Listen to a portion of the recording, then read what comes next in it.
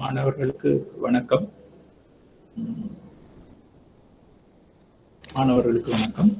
இது மத்திய வங்கி தொழில் டிப்ளோமா கோர்ஸுக்குரிய D09 என்று சொல்லப்படுகின்ற குறியீட்டை கொண்ட பாடம். இது நான் நினைக்கிறேன் உங்களுக்கு ஆப்ஷனல் சப்ஜெக்டாக தான் இருக்கும் என்று நினைக்கின்றேன். ஆப்ஷனல் என்று கூறும் பொழுது நீங்கள் விரும்பினால் இதை தெரிவு செய்யலாம், இல்லாவிட்டால் உங்களுக்கு அது தேவையில்லை. அவை இப்போ இதில் நாங்கள் நவம்பர் எக்ஸாமுக்காக நாங்கள் இப்போ துவங்கி கொண்டிருக்கின்றோம், ப்ரிப்பேர் பண்ணி கொண்டு போகின்றோம். கொஞ்சம் பிந்தி விட்டது, நாங்கள் லேட் ஆகிட்டது. ஆனாலும் பரவாயில்லை, நாங்கள் இயலுமானவரை நவம்பர் எக்ஸாமுக்கு இந்த சிலபஸை முடிப்போம் என்று பிரார்த்தித்துக் கொண்டு நாங்கள் எங்களுடைய இதில் துவங்குவோம். மற்றது இது கொஞ்சம் மத்திய வங்கி தொழில், அதாவது சென்ட்ரல் பேங்கிங் என்பது கொஞ்சம் வித்தியாசமான பாடம். ஆகவே நீங்கள் இது ஆப்ஷனல் சப்ஜெக்டாக எடுப்பவர்கள் நீங்கள் இதை கொஞ்சம் விரும்பி படிப்பது நல்லதுன்னு நினைக்கின்றேன். ஏனென்றால் இது ஒரு சந்தர்ப்பம் உங்களுக்கு இந்த மத்திய வங்கி இந்த ஆபரேஷன்ஸ் செயற்பாடு தொழில்களை பற்றி அறிந்து கொள்வதற்கு. அதே சமயம் இப்போ உதாரணமாக இப்போ நீங்கள் இந்த பார்ட்னரி பேங்கிங் என்ற கோர்ஸை நீங்கள் செய்வதற்கு காரணம் வர்த்தக வங்கிகளில் நீங்கள் வேலை வாய்ப்பை பெற்றுக்கொள்வதற்கு. அப்படி நீங்கள் அந்த வேலை வாய்ப்பை பெற்றுக்கொள்ளும் பொழுது வர்த்தக வங்கி தொழில் என்பதும் ஒரு வித்தியாசமான ஒரு ஃபீல்டு. அதாவது இப்ப வெளியில இருக்கிற ஆட்களுக்கு விளங்காத ஒரு ஃபீல்டு. அவை இப்ப நீங்கள் கமர்ஷியல் பேங்கிங் எல்லாம் கட்டாய பாடமாக படித்திருப்பீர்கள். அதே மாதிரி மத்திய வங்கி தொழில் சென்ட்ரல் பேங்கிங்ன்றது உங்களுக்கு இது ஒரு நல்ல சந்தர்ப்பம். இந்த சந்தர்ப்பத்தை நீங்கள் பயன்படுத்தி இதை பற்றி நீங்கள் தெரிந்து கொள்வது நல்லது என்று நான் நினைக்கின்றேன். மற்றது என்னுடைய பெயர் கங்காதரன். நான் ஏற்கனவே இங்கே முதலாவது நிலைக்குரிய பொருளியலின் தத்துவங்கள் பாடங்கள் எடுத்துக்கொண்டிருக்கின்றேன். இப்பொழுது மத்திய வங்கி தொழிலுக்கு நாங்கள் ஆரம்பத்தில் உங்களுக்கு கொஞ்சம் 2-3 டியூட் அப்லோட் பண்ணி ஸ்லைட்ஸ்கள் கொஞ்சம் செய்யப்பட்டிருக்கின்றது. நாங்கள் எதற்கும் அதிலிருந்தே துவங்குவோம். ஆரம்பத்திலிருந்தே நாங்கள் அதை வெளியிட்டால் வடிவாக ஆரம்பத்திலிருந்து போவதுதான் நல்லதென்று நினைக்கின்றேன். இடையில் ஒரு வகுப்பு தான் ஏதோ போயிருக்கின்றது. அவை நாங்கள் அதை கவர் பண்ணிக்கொண்டு மிச்ச இதுகளை செய்வது நல்லது என்று நினைக்கின்றேன். மற்றது என்னையை பற்றி நான் கூறுவதென்றால், நான் மத்திய வங்கியில் வேலை செய்திருக்கின்றேன். இப்போது இளைப்பாறிவிட்டேன். ஆகவே எனக்கு மத்திய வங்கி தொழிலை பற்றி நிறைய பிராக்டிக்கல் அறிவு உள்ளது. அதனால நான் அதை உங்களுக்கு இதுல படிப்பிப்பதற்கு உகந்ததாக இருக்கும் என்று நான் நினைக்கின்றேன். முதலாவதாக ஒரு ஸ்லைட் ஒன்று உங்களுக்கு ஏற்கனவே அப்லோட் பண்ணப்பட்டுள்ளது. அந்த ஸ்லைட்ல இருந்து நாங்கள் துவங்குவோம். அது தவிர உங்களுக்கு 2-3 நோட்ஸ் தரப்பட்டுள்ளது என்று நான் நினைக்கின்றேன். ஆகவே நாங்கள் அந்த நோட்ஸ்ல இருந்து நாங்கள் முதல் துவங்குவோம். அந்த ஸ்லைட்ஸ் எடுத்துக்கொண்டால் அதில் முதலாவது பாடத்தின் உள்ளடக்கம் உள்ளது. பாடத்தின் உள்ளடக்கம் என்று கூறும் பொழுது அதுல முதலாவதாக நாங்கள் படிக்க வேண்டியது உலகில் மத்திய வங்கி தொழிலின் பரிணாம வளர்ச்சியும் முக்கியமான நிகழ்வுகளும். அப்போ உலகில் மத்திய வங்கி தொழிலின் பரிணாம வளர்ச்சியும் முக்கியமான நிகழ்வுகளும் என்று நாங்கள் கூறும் பொழுது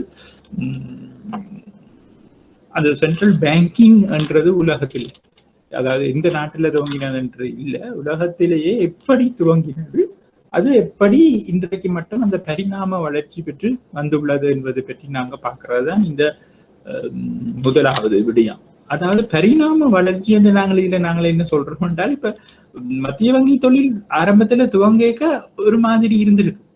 அது படிப்படியா காலத்தின் தேவைக்கு ஏற்ற மாதிரி கொஞ்சம் கொஞ்சம் கொஞ்சமா வளர்ச்சி அடைந்து இல்லாட்டா மாற்றம் அடைந்து இன்றைக்கு வேறொரு நிலையில வந்து நிக்குது. அதுக்காக அதன் ஆரம்ப நோக்கத்திலிருந்து விலகினான்னு நான் சொல்ல மாட்டேன். ஆரம்ப நோக்கத்தையே டெவலப் பண்ணிக்கொண்டு ஸ்டெப் பை ஸ்டெப், அதுதான் சொல்ற பரிணாம வளர்ச்சி. ஸ்டெப் பை ஸ்டெப்பா டெவலப் பண்ணிக்கொண்டு வந்து இன்றைக்கு ஒரு கட்டத்துல நிக்குது. ஆகவே அதை பற்றி நாங்கள் படித்துக் கொள்றதுதான் முதலாவது. இரண்டாவது, மத்திய வங்கி தொழிற்பாடுகளின் பரிணாம வளர்ச்சி. அந்த ஃபங்க்ஷன்ஸ், அதாவது மத்திய வங்கி என்னென்ன தொழில் செய்கின்றது. இப்ப உதாரணமா நீங்கள் மத்திய வங்கி என்று சொல்லும் பொழுது எல்லாரும் இதை கேள்விப்பட்டிருக்கின்றீர்கள்.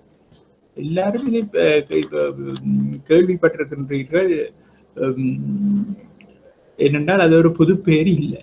ஆனா உங்களுக்கு அது என்னென்று தெரியும், இல்லாட்ட அந்த மத்திய வங்கி என்ன செய்யுது என்பது எங்களுக்கு கன பேருக்கு அது தெரியாது. உதாரணமாக இப்ப நாங்கள்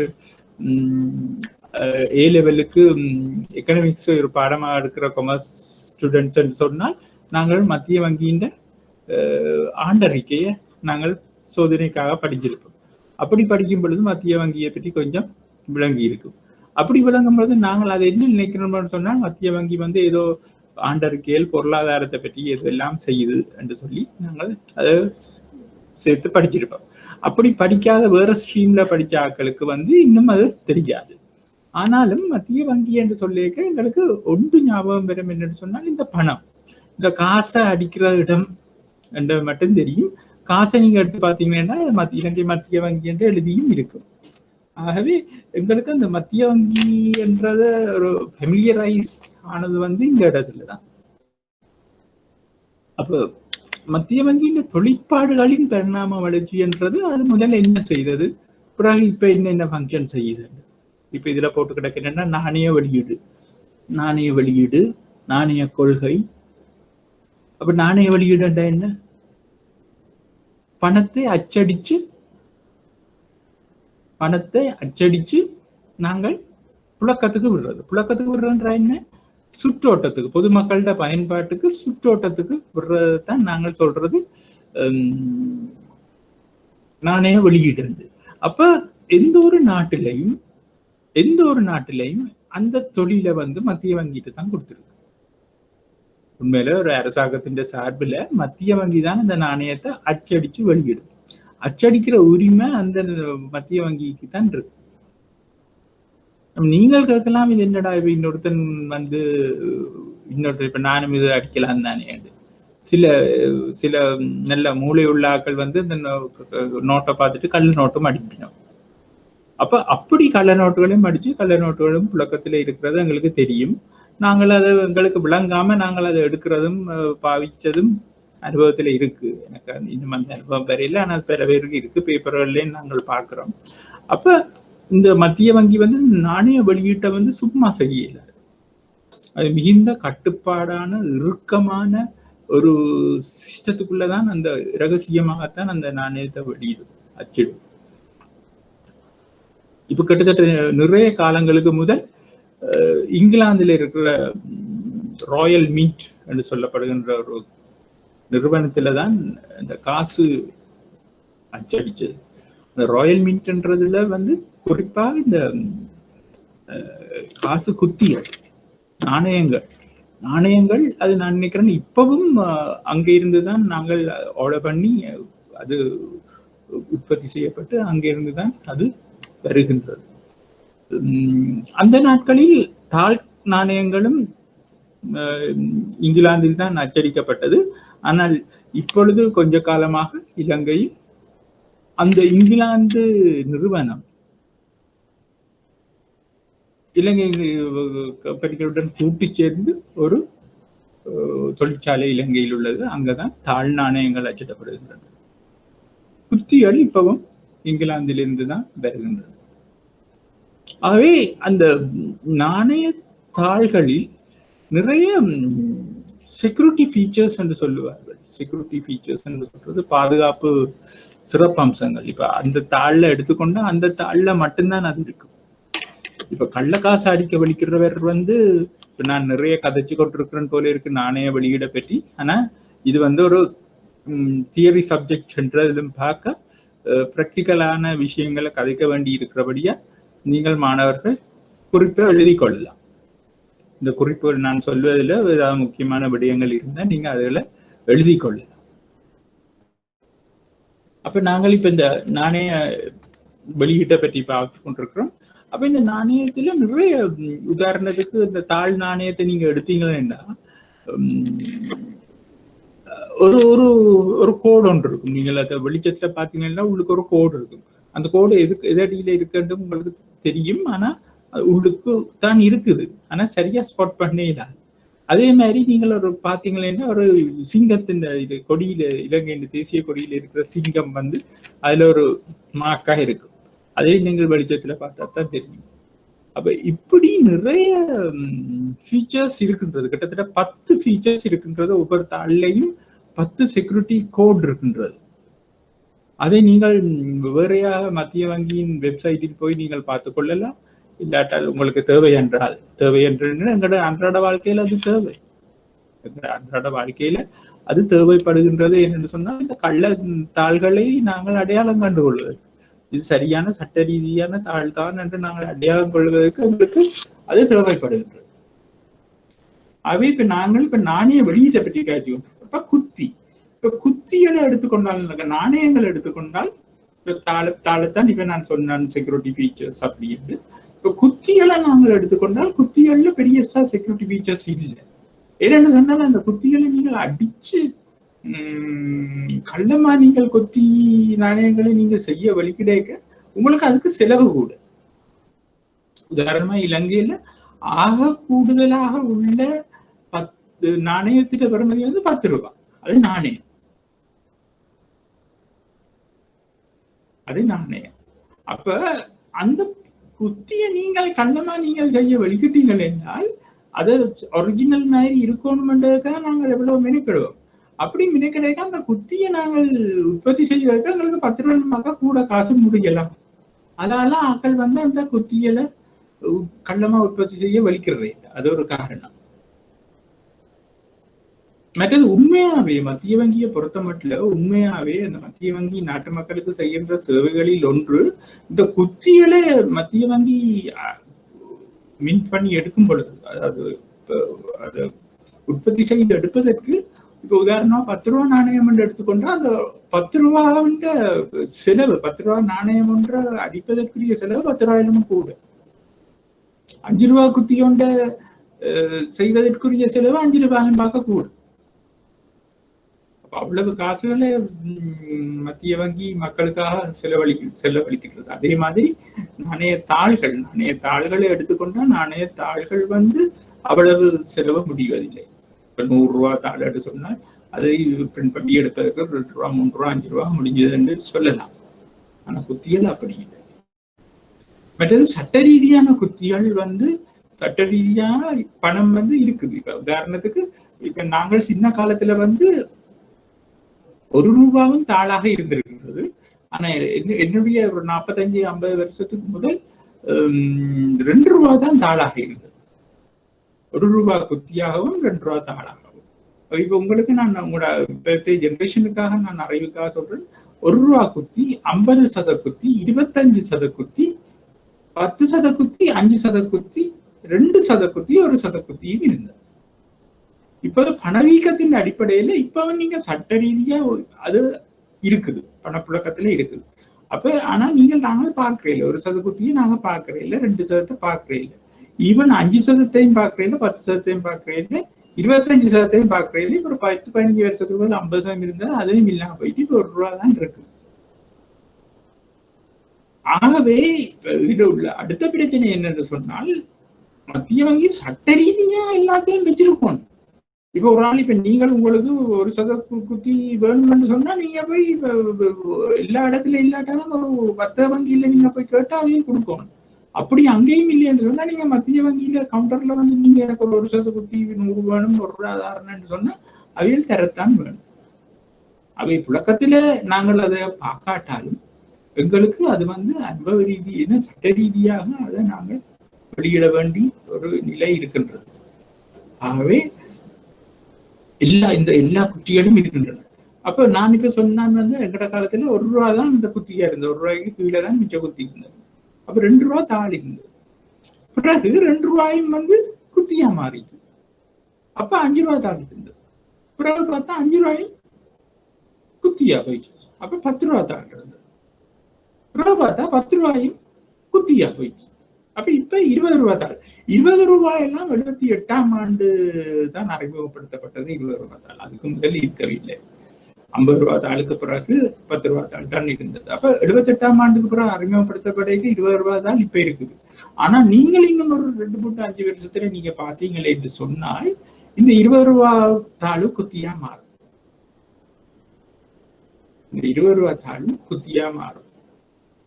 அதுக்கு காரணம் என்னன்னு சொன்னாலும் அந்த பண வீக்கமும் பணத்தின் பெறுமதி குறைஞ்சு கொண்டு வரைக்கும் இப்ப இன்றைக்கு இருக்கிற நிலைமையில 10 ரூபாய் குத்திய பாவிக்கிறாக்களும் கூட அந்த 20 ரூபாய் தாள் கடைசியா இருக்கிற அந்த தாளை பாவிக்கிற ஆக்கள் கூடுது. அந்த தாள் பாவிக்கப்படுறது கூடுதலா இருக்கு.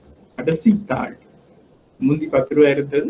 அப்ப கடைசி தாள் பாவிக்கப்படுவது கூடவா வர வர நாங்கள் மத்திய வங்கி அதை குத்தியாக மாற்றும். இப்ப 20 ரூபாய் தாள் பாவிக்கப்படுறது கூடுதலாக இருக்கு. அப்ப நாங்கள் அந்த 20 ரூபாயும் ஒரு காலத்துல குத்தியாக வரப்போகின்றது என்பதுதான். அப்ப நாளைய வெளியீடு மத்திய வங்கி தொழிற்பாடுகள் தான் பரிணாம வளர்ச்சி நாணய வெளியீடு பற்றி நான் இதுல சொல்லிட்டு சும்மா சொல்றேன். அதாவது திரும்பவும் வரலாம், திரும்ப வரைக்கும் நான் சொல்லலாம். ஆனா நாணய வெளியீடு இங்க சொல்லிக்க மத்திய வங்கியின தொழிற்பாடு வந்து நாணயத்தை அச்சிடுதல், உற்பத்தி செய்து அதை வெளியிட்டு அதை சுற்றோட்டத்துக்கு கொண்டுறோம். சுற்றோட்டத்துக்கு கொண்டு வந்து சுற்றோட்டத்தை உறுதிப்படுத்தணும். அதே சமயம் மக்கள் மத்தியில அந்த காசு மக்கள் நம்பிக்கையோட அந்த காசை புழக்கத்துல வச்சிருக்கணும். அதாவது நம்பிக்கை ஈனமாக போகக்கூடாது. பணம் என்றா பணத்தின் உங்களோட தன்மைகள் தெரியும். பணத்தின் தன்மைகள் நீங்கள் படிச்சிருப்பீங்க. அப்ப இந்த பணத்தின் தன்மைகள்ல ஒன்று பணத்துல நம்பிக்கை வைக்கணும் மக்கள். அந்த நம்பிக்கை தன்மையை ஏற்படுத்தணும் மத்திய வங்கி. 2வது நாணய கொள்கை. இப்ப நாணய கொள்கை என்று சொல்லும் பொழுது நாங்கள் ஒரு நாட்டின் பொருளாதார வளர்ச்சி இல்லடா பொருளாதார அபிவிருத்திய முக்கியமான 2 கொள்கையின் அடிப்படையில தான் அரசாங்கம் நகர்த்து. அதாவது அந்த அபிவிருத்தியை நோக்கி முக்கியமான 2 கொள்கைகள் இருக்குது. ஒன்று நாணய கொள்கை, மானிட்டரி பாலிசி என்று நாங்கள் சொல்லிக் கொள்கின்றோம். 2வது வந்து இறை கொள்கை, பிஸ்கல் பாலிசி என்று நாங்கள் சொல்லுகிறோம். அப்ப இந்த பிஸ்கல் பாலிசி என்பது என்ன? வரவு செலவு திட்டத்தின் ஊடாக அரசாங்கம் செலவழிக்கிற தொகைகள், அதை கூட்டுறது, குறைக்கிறது, அதை அட்ஜஸ்ட் பண்ணி வரவு செலவு திட்டத்தின் மூலமாக பணத்தை அரசாங்கம் செலவழிச்சு பொருளாதார இலக்குகளை அடைந்து கொள்வது வந்து பிஸ்கல் பாலிசி, இறை கொள்கை. நாணய கொள்கைன்றது என்ன? பண நிரம்பலை கூட்டுவதன் மூலமும் குறைப்பதன் மூலம், பண நிரம்பலை கூட்டுவதன் மூலம் குறைப்பதன் மூலமும் பொருளாதார, அதாவது வட்டி வீதம், வேறு வகையில சொல்ல போனா வட்டி வீதம், இதை நீங்கள் படிச்சிருக்கின்றீங்க. இப்ப நீங்க இறுதி ஸ்டேஜ்ல இருக்கிறீங்க. அதனால அப்ப இந்த வட்டி வீதத்தின் மூலமாக பண நிரம்பலை கூட்டி குறைப்பதன் மூலமாக பொருளாதார இலக்குகளை அடைந்து கொள்ளும் முறையைத்தான் நாணய கொள்கை என்று நாங்கள் சொல்கின்றோம். அப்ப அந்த நாணய பண நிரம்பல் முழு வேலைகளும், அதாவது முழு செயற்பாடுகளும் மத்திய வங்கிட்ட தான் இருக்கு, ஒரு ஒருத்தர்கிட்டையும் இல்லை. அந்த ஸ்பெஷல் ஃபீச்சர் வந்து இந்த மத்திய வங்கிட்ட தான் இருக்கு. ஆகவே இந்த நாணய கொள்கையை வந்து 100க்கு 100% அமல்படுத்துறது மத்திய வங்கியா தான் இருக்கு. அடுத்தது வங்கியாளரின் வங்கி. அப்போ வங்கியாளரின் வங்கி என்று சொன்னா அது என்னென்று சொன்னா, மத்திய வங்கியில நானும் நீங்களோ கணக்கு வச்சிருக்கீங்களா? மத்திய வங்கியில நான் வேலை செய்து கொண்டிருக்கேன், இல்லாட்ட நான் வேலை செய்யறதுக்காக எனக்கு ஒரு கணக்கு தர மாட்டேங்க. ஆனா நீங்களோ நானோ ஒரு வர்த்தக வங்கியில போய் ஒரு கணக்கு கொண்டு திறக்கலாம். அது சேமிப்பு கணக்காயும் இருக்கலாம், நடைமுறை கணக்காயும் இருக்கலாம், இல்லாட்டா நாங்க ஒரு தவணை வைப்பாது பிக்ஸ் டிபாசிட் சொல்ற பண தவணை வைப்பையாவது நாங்கள் செய்து கொள்ளலாம். ஆனால் மத்திய வங்கியில வந்து அப்படி ஒருத்தரும் கணக்கு திறந்து கொள்ள இயலாது. தனிப்பட்ட நபர்களுக்கு அங்கே கணக்கு இல்லை. அப்ப யாருக்கு கணக்கு இருக்கு? இந்த வர்த்தக வங்கிகளுக்கு தான். இந்த வர்த்தக வங்கிகளுக்கும் இந்த இன்னொன்று சொல்ற அபிவிருத்தி வங்கிகள் என்று சொல்லப்படுகின்ற வங்கிகள் அவையில் தான். ஆனா அபிவிருத்தி வங்கிகளுக்கும் கட்டாயம் இல்லை. இந்த வங்கிகளுக்கு தான் மத்திய வங்கியில கணக்கு இருக்கு. வங்கியாளரின் வங்கி என்று சொன்னா வங்கிகளின் வங்கி, வங்கிகள் எல்லாம் இங்க வங்கி கணக்கு ஒன்று இருக்கும், கட்டாயம் இருக்கணும் வர்த்தக வங்கிகள். அதே மாதிரி வேற வங்கி அபிவிருத்தி வங்கிகளுக்கும் இருக்கு, வேற வேற நோக்கங்களுக்காக இருக்கு. அப்ப இந்த வங்கி கணக்கு ஏன் இருக்குது என்று சொன்னால், நாங்கள் அது பிறகு நாங்கள் மிச்சத்தை படிப்போம். ஏன் இந்த வர்த்தக வங்கிகள் இல்லாட்டா இணைய வங்கிகளுக்கு மத்திய வங்கியில கணக்கு இருக்குன்னு சொன்னால், இந்த மத்திய வங்கி இந்த மற்ற வங்கிகளை கண்ட்ரோல் பண்ணணும்.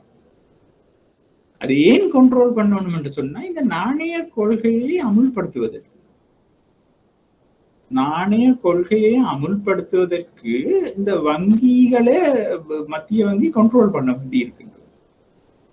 அப்ப அப்படியான சந்தர்ப்பத்துல வங்கிகள் என்ன செய்யணும், நடைமுறை கணக்கொண்டை வச்சிருக்குது மத்திய வங்கியில, அந்த கணக்கின் மூலமாகத்தான் நினைச்சோன்னு அந்த அக்கௌண்ட் பேலன்ஸை கூட்ட சொல்லி மத்திய வங்கி சொல்லும். அக்கௌண்ட் பேலன்ஸ் யாருக்கு சொல்லும், இனிய கமர்ஷியல் பேங்க்ஸ்க்கு வர்த்தக வங்கிகளுக்கு. அப்ப அப்படியான அந்த வங்கியின் பேலன்ஸை கூட்டன்னா சும்மா கூட்டையில காசை போடணும். அப்படி காசை போடைக்கு அந்த பண நிரம்பல் அதாவது வெளியில உள்ள சுற்றோட்டம், நாட்டில் உள்ள சுற்றோட்டம் பண சுற்றோட்டம் குறைகின்றது. அப்ப நாட்டில் உள்ள பண சுற்றோட்டம் இவியல் வர்த்தக வங்கிகள் காசை கொண்டு வங்கிகள்ல வைக்க, மத்திய வங்கியில வைக்க அந்த சுற்றோட்டம் குறைகிறது. அப்ப அதன் மூலமா ஒரு கண்ட்ரோல் பண நிரம்பல். மத்திய வங்கி சில நேரம் அந்த பேலன்ஸை குறைக்க சொல்லும். குறைக்க சொல்லிக்க நீங்க என்ன கூடாது, வங்கிகள் விருப்பம் வேண்டா தானே எடுப்பினும், இல்லாட்டா அப்படியே விட்டுட்டு இருப்பினும். இல்ல, வங்கிகள் ஓடி போய் உடனே எடுத்துடும். குறைக்க சொன்னோம்னா குறைக்கிறேன்.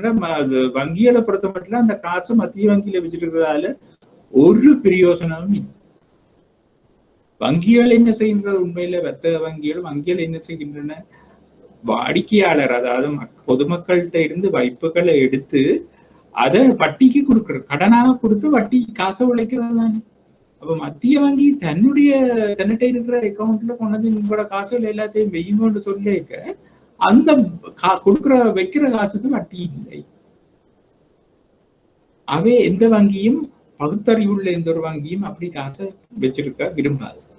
ஆகவேதான் குறைக்க சொல்லிக்க டக்கண்டு ஓடி போய் எல்லாரும் காசு எடுத்து எங்கேயாவது கடனை கொடுத்து போட்டு இருப்பீங்க. ஏன்னா வட்டி வந்துட்டு இருக்கு. இதுதான் அந்த வங்கியாளரின் வங்கி என்று சொல்றது, ஒரு வகையில வங்கியில கண்ட்ரோல் பண்ணுன்றது. இப்ப இதுகளை நாங்கள் சந்தர்ப்பம் பிறகு விளக்கமா நாங்கள் பார்ப்போம். எதுமான மட்டும் நான் உங்களுக்கு ஒரு இன்ட்ரடக்ஷனா அவர் இதையும் சொல்லிக் கொண்டு வர்றேன். அதாவது இறுதி கடன் ஈவோன், இறுதி கடன் ஈவோன் என்று சொல்றது இந்த திரவ நிலை என்றது ஒரு வங்கி, வர்த்தக வங்கிகளுக்கு ஒரு பெரிய பிரச்சனையாக இருக்கு. அதாவது திரவ நிலை என்று சொல்லுவது என்னன்னு சொன்னால் லிக்விடிட்டி பொசிஷன், லிக்விடிட்டி பொசிஷன் என்று நாங்கள் சொல்லிக் கொள்வோம். அதாவது இப்ப இப்படி பார்ப்போம். அதாவது இப்ப வர்த்தக வங்கிகள் எல்லாம் வைப்பாளர்கள்ட்ட இருந்து காசை எடுத்து அதை கடன் வழங்குது. அப்படி கடன் வழங்கிக்க சில பேருக்கு ஒரு மாத கடனும் கொடுக்கும், ஒரு வருஷ கடனும் கொடுக்கும், 5 வருஷ கடனும் கொடுக்கும். அப்படி கடனை கொடுத்துட்டா அவங்கள்ட்ட அதுக்கு முதல் நாங்கள் வேண்டிக் கொள்ள இல்லாது. அப்ப நாங்கள் மாசம் மாசம் அவனை காசை கட்டு சொல்லி போட்டு நாங்கள் வங்கியில் அந்த கடனை கொடுக்குது. அப்போ உதாரணத்துக்கு 1 லட்சம் ரூபாய் ஒரு வைப்பாளர்கிட்ட இருந்து எடுத்து 1 லட்சம் ரூபாய் அங்கெல்லாம் கடனா கொடுத்துட்டுன்னு சொன்னா வங்கிட்டு இப்போ காசு இல்லை. அப்ப அவன் ஒவ்வொரு மாதமும் 1000 ரூபாவா தாரான்னு சொன்னால் அந்த கடனை வேண்டினவன் வங்கிட்டா மாதம் முடிய 1000 ரூபாய் தான் இருக்கு. சரி, அதோட வட்டி காசும் வருது. ஆனா இந்த 1 லட்சம் ரூபாய வைச்ச வைப்பாளன் எந்த நேரம் காசு கேட்கலாம் திருப்பி. ஒரு காலம் இருந்தது, நாங்கள் சின்னல நடைமுறை கணக்குல இருக்கிற காசு, அதாவது கரண்ட் அக்கௌண்ட் சொல்ற நடைமுறை கணக்குல இருந்த காசை மட்டும்தான் எங்களால உடனடியாக செக் எழுதி எடுத்துக்கொள்ளும். சேமிப்பு வைப்பில இருக்கிற காசை எடுக்கிறதுக்கு 7 நாள் அட்வான்ஸா நாங்க வங்கிகளுக்கு சொல்ல வேண்டிய நாங்கள் சின்னல அப்படி ஒரு நிலை இருந்தது. தவணை வைப்புகள் சொன்னா அது அந்த வருஷம் முடியல தான் எடுக்கலாம். அதாவது நாங்கள் 6 மாதத்துக்கு போட்டா 6 மாதம் முடியல, மெச்சூரிட்டி முதிர்ச்சியில தான் எடுக்கலாம். ஆனா இப்ப அப்படி இல்லை. சேவிங் ஏடிஎம் கார்டுகள் எல்லாம் வந்த பிறகு எங்களுக்கு கரண்ட் அக்கௌண்ட்டும் ஒன்று தான், சேவிங் அக்கௌண்ட்டும் ஒன்று தான்.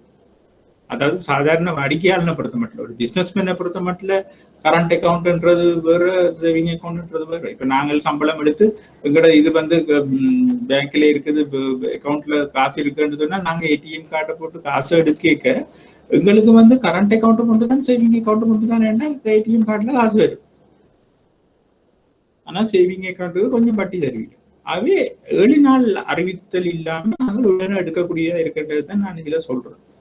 அப்ப அப்படி வாடிக்கையாளர் வைப்பாளர்களுக்கு உடனே காசை கேட்குது, உடனே கொடுக்குது வங்கி. அதே சமயம் வங்கி வந்து தன்னுடைய கடன் நடவடிக்கைகளையும் செய்து கொண்டுதான் இருக்கின்றது. அப்ப இப்படியான நிலைமையில அந்த வங்கிக்கு காசு கேட்க உடனே கொடுக்கறதுக்கு காசு எங்க? நீங்களும் யோசிச்சு பார்த்தீங்களா? இல்லாட்டா உங்களுக்கு அதை பற்றி கொஞ்சம் அறிவு இருக்குதா? அந்த காசு எங்க இருந்து வருது?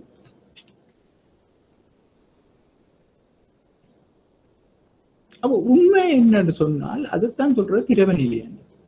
ஒவ்வொரு வங்கியும் தன்னை அனுபவம் என்று சொல்றது வந்து உண்மையில அதை போல ஒரு எக்ஸ்பீரியன்ஸை போல ஒன்று இல்லை தானே உலகத்துல. அப்ப இந்த வங்கிகள் தங்களோட ஆபரேஷன் அனுபவத்துல அவைகளுக்கு தெரியும் ஒரு நாளைக்கு எவ்வளவு பேர் போட்டவன், எத்தனை வீதத்தில் உள்ளவர்கள் வந்து காசு எடுப்பீங்க. உதாரணத்துக்கு சொல்லுவோம், 100 பேர்ல 10 பேர் வந்து கேட்பாங்க. நாங்க 100 ரூபாயை போட்டா அதுல 10 ரூபாயை திருப்பி கேட்பாங்க ஒரு நாளைக்கு என்று வங்கிக்கு தெரியும். அப்ப வங்கி என்ன செய்யும்? 10 ரூபாயை வச்சிருக்கு. அதாவது உங்களுக்கு இப்ப நீங்கள் சில பேர் வங்கியிலேயே வேலை செய்கிற ஆக்களாயும் இருப்பீங்க, உங்களுக்கு தெரியும். அனுபவத்துல வங்கி சொல்லும், வெள்ளிக்கிழமை ஏண்டா வங்கி இல்ல கொஞ்சம் கூட சனம் நிற்கும் காசு எடுக்கிறதுக்கு. ஏன்னா சனி ஞாயிறுல இப்ப மாதிரி இல்ல, முந்தி சனி ஞாயிறுல எல்லாம் வங்கி பூட்டு. மற்றது முந்தி 9 மணிக்கு வங்கி திறந்தா 12 மணிக்கு லஞ்சுக்கு பூட்டி, அப்புறம் 1 மணிக்கு திறந்து, அப்புறம் 3 மணிக்கு பூட்டிடுவீங்க. ஆனா இப்ப அப்படி இல்லை. சனி ஞாயிறுல சில மட்டுப்படுத்தப்பட்ட சேவைகள் இருக்கின்றது. அதாவது காசு எடுத்து கொடுக்குற வேலைகள் நடக்குது, தொழிற்பாடு. அப்ப அப்படியான நேரத்துல எங்களுக்கு பிரச்சனை இல்லை. ஆனால் இப்ப வெள்ளிக்கிழமையில என்ன மாதிரி சனம் இருக்கோ தெரியல. ஆனா முந்தி இப்படி ஒரு பிரச்சனை இருந்தது. ஆகவே நான் என்ன சொல்றேன் என்று சொன்னால், நாங்கள் வந்து காசை வந்து எவ்வளவு தூரம் காசா வச்சிருக்கணும்ன்றது வங்கிகளுக்கு ஒரு பிரச்சனை. அப்ப அனுபவத்தின் மூலமா அந்த வங்கிகள் அதை தெரிவு செய்து வச்சிருக்கு. அப்ப இந்த வங்கிகள் அனுபவம் மூலமா அதை வச்சிருக்குன்னு சொல்லிக்க, அந்த வங்கிகளுக்கு அந்த காசா வச்சிருக்கணும். இப்ப 100 ரூபாய்ன்னு சொன்னா 90 ரூபாயும் நாங்கள் நம்பி கொடுத்துட்டோம் கடன். அது திரவநிலை இல்லை, லிக்விடிட்டி இல்லை. அப்ப 10 ரூபாயை வங்கி வச்சிருக்கும் பேங்க்ல. 100 ரூபாய்க்கு 10 ரூபாயை வச்சிருக்கும் 10 வீதத்தை. அப்ப வச்சுட்டு கேட்க வங்கி வந்து அந்த பணத்தை கொடுத்து கொண்டு இருக்குது. ஆனால் there is no hard and fast rule. நாங்க அனுபவத்துல தான் ஒரு அசியூம் பண்ணி வச்சிருக்கோம் 10 வீதமான நாட்கள் தான் பெருமினம். அது சில நாட்கள் 5 வீதமான நாட்களும் வந்து 100 ரூபாயில 5 ரூபாயத்தான் பண்ணி கொண்டு போயிருப்பினோம், எடுத்துக்கொண்டு போயிருப்பினோம். அப்ப மிச்சம் 5 ரூபா வந்து எங்கள்கிட்ட இருந்திருக்கு. ஆனா சில நாட்கள் இருக்குது 15 ரூபா வந்து கேட்கிற நாட்களும் இருக்கலாம், 20 ரூபா வந்து கேட்கிற நாட்களும் இருக்கலாம். அப்ப அப்படியான நேரத்துல வங்கிக்கு காசு உடனடியாக தேவைப்படும். அப்படி உடனடியாக தேவைப்படுக ஓவர் நைட் லெண்டிங் என்று இருக்கின்றது. இந்த பணச்சந்தை என்று சொல்றது அதைத்தான், மணி மார்க்கெட் என்று சொல்றது அதைத்தான். இப்ப இலங்கையை பொறுத்த மட்டும் நாங்க இலங்கையை தான் அதிகம் நாங்கள் இதாக சொல்ல போறோம். பணச்சந்தை என்று சொல்லப்பட்டிருக்கிற அந்த மணி மார்க்கெட்ல ஓவர் நைட் லெண்டிங் ஒரு ஸ்பெஷல் ரேட் இருக்கு. லைபோ, சர்வதேச ரீதியில லைபோ என்று சொல்லுவார்கள். லைபோன்னா லண்டன் இன்டர்பேங்க் ரேட். அப்ப லண்டன் இன்டர்பேங்க் ரேட்னு சொன்னா அது வந்து லண்டன்ல இருக்கிற வங்கிகளுக்குள்ள இந்த ஒரு நாளைக்கு 2 நாளைக்கு என்று காசு வேண்டதுக்கு ஒரு ரேட் ஒன்று இருக்கு. அதுதான் சர்வதேச ரீதியில புகழடைஞ்சிருக்கு. இலங்கைக்கு ஒரு ரேட் இருக்குது. சில நேரங்கள்ல இல்ல அவையில் பல பேர் அதுல நம்பிக்கை இல்லாம லண்டன் இன்டர்பேங்க் ரேட்டையே பாவிக்கலாம். அப்ப அந்த ஓவர் நைட் லெண்டிங்ல ஒரு பேங்க்கு இப்ப எனக்கு ஒரு பேங்க்குக்கு கஸ்டமர் சொன்னா எல்லா பேங்க்குக்கும் கஸ்டமர் இல்லை தானே. இன்னொரு பேங்கிட்ட எக்ஸஸ் ஆயிருக்கும். இவியல் கேட்டு வட்டி வீதத்தை எல்லாம் தீர்மானிச்சு காசை வேண்டி வச்சிருக்கணும். அப்ப 15 ரூபா கேட்கறான்னு சொல்றேன். 10 வீதத்தை தான் வச்சிருக்குது வங்கி அனுபவத்துல. 15 ரூபா ஒரு நாளைக்கு ஒருத்தருக்கு வந்து கேட்டுட்டாங்க 15 வீதத்தை, 20 வீதத்தை ஒரு நாளைக்கு வந்து கேட்டாங்க. அப்ப அப்படியான நேரங்கள்ல வங்கி வந்து இந்த பிரச்சனையை தீர்க்குது என்னண்டு மணி மார்க்கெட்ல பரோ பண்ணி ஏனைய வங்கிகள்கிட்ட வாங்கி. ஆனால் சில சந்தர்ப்பங்கள் இருக்கின்றது எல்லா வங்கிகளுக்கும் பிரச்சனை இருக்கு. இல்லாட்டா இந்த வங்கி வந்து தான் தனக்கு ஒரு சிக்கல் வந்து விட்டது, பண சிக்கல் வந்து விட்டது, மற்ற வங்கிகள் தர தயாரில்லை, இல்லாட்டா மற்ற வங்கிகள்கிட்ட இல்லை என்று சொன்னால் நாங்கள் எங்க போவது என்று சொன்னால் அது இறுதி கடன் ஈவோன் என்று சொல்லப்படுகின்ற மத்திய வங்கிட்ட வரும். அந்த இறுதி கடன் ஈவோனான மத்திய வங்கிட்ட நாங்கள் வரைக்க மத்திய வங்கி கடனை கொடுக்கும், மாட்டேன்னு சொல்லாம கொடுக்கும். ஆனால் அதுக்கு அந்த மத்திய வங்கி அறவிடுற வட்டி வீதம் ஒரு பெரிய அளவான வட்டி, சாதாரணமாக நாட்டிலே நிலவுகின்ற வட்டி வீதத்திலும் பார்க்க கூடுதலான வட்டி வீதமாக இருக்கு.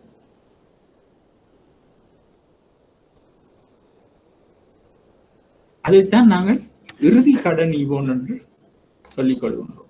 அவை இப்படி நான் அந்த கன நேரம் எடுக்கின்றேன், நீங்கள் என்னடா இது என்று யோசிக்க கூடாது. மற்றது வெளிநாட்டு ஒதுக்கு முகாமைத்துவம். வெளிநாட்டு ஒதுக்கு முகாமைத்துவம் என்று சொல்லும் பொழுது இப்ப வெளிநாட்டு ஃபாரின் ரிசர்வ், இப்போ ஃபாரின் ரிசர்வ் என்று சொல்லும் பொழுது உதாரணத்துக்கு இப்போ உங்களோட சகோதரம் யாராவது வெளிநாட்டுல இருக்கணும், அப்ப அவையில் உங்களுக்கு ஒரு காசு அனுப்பினோம், $1000 அனுப்பினோம். இப்ப $1000 அனுப்பினோம்னு சொன்னா அவையில் உங்களோட கையில $1000 வந்துருக்குதா? அது வேற வகையில உத்தியோகபூர்வ முறையில காசு அனுப்புறேன்னு சொன்னால் ஒரு வங்கிக்குள்ளாலேயோ இல்லாட்டா ஒரு மணி, அதை என்ன சொல்றது, வெஸ்டர்ன் யூனியன் மணி டிரான்ஸ்ஃபர் அதுக்குள்ளாலேயோ அனுப்பிவிடும். அனுப்பிக்க யாராவது உங்கள்கிட்ட அந்த $1000 தர்றாங்களா? இல்ல. இப்ப உங்களோட தம்பியோ சகோதரமோ வெளிநாட்டுல இருந்து தான் வேறைக்க பண்ணோட ஒரு $1000 கொண்டு வந்து உங்கள்கிட்ட தந்துட்டு போகலாம்.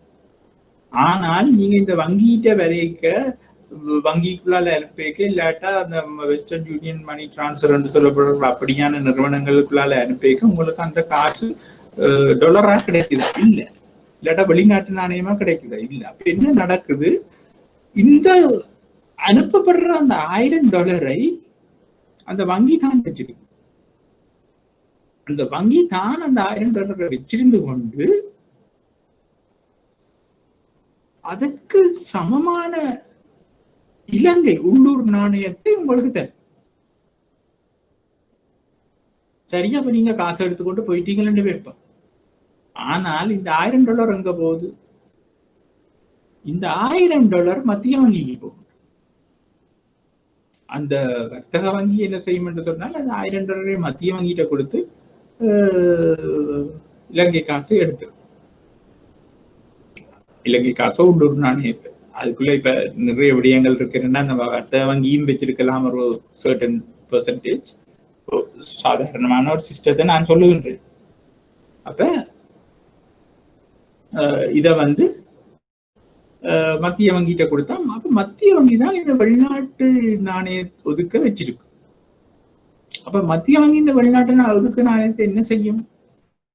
வேற எங்கேயாவது முதலீட்டு.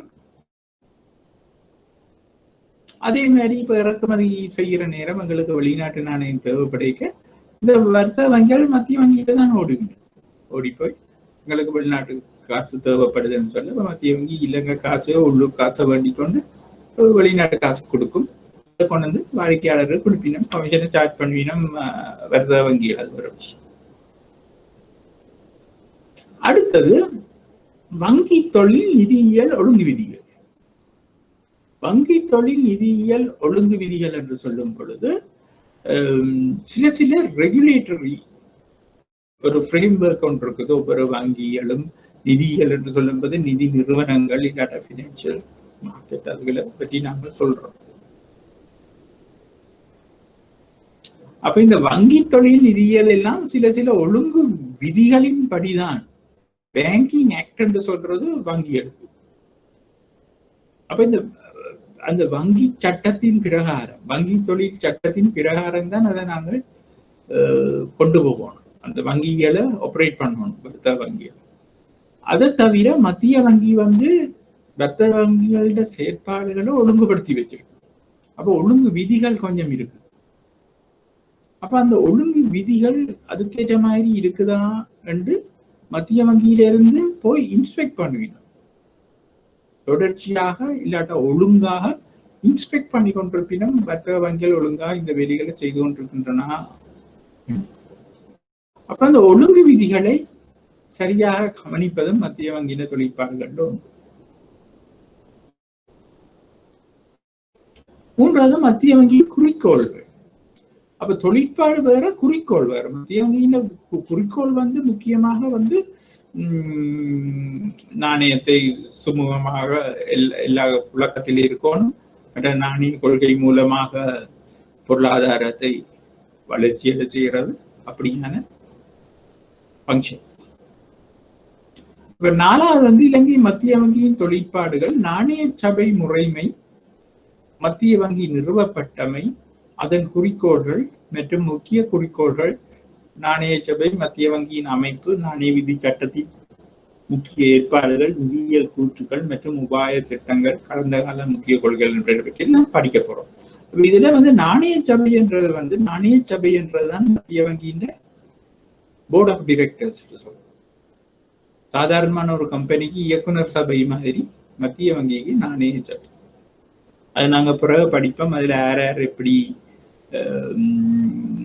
அதுல இருக்கிற அங்கத்தவர்களை பற்றி, அந்த அங்கத்தவர்கள் எப்படி அதுக்குள்ள வரையினம்ன்றது எல்லாத்தையும் நாங்கள் பிறகு படிப்போம்.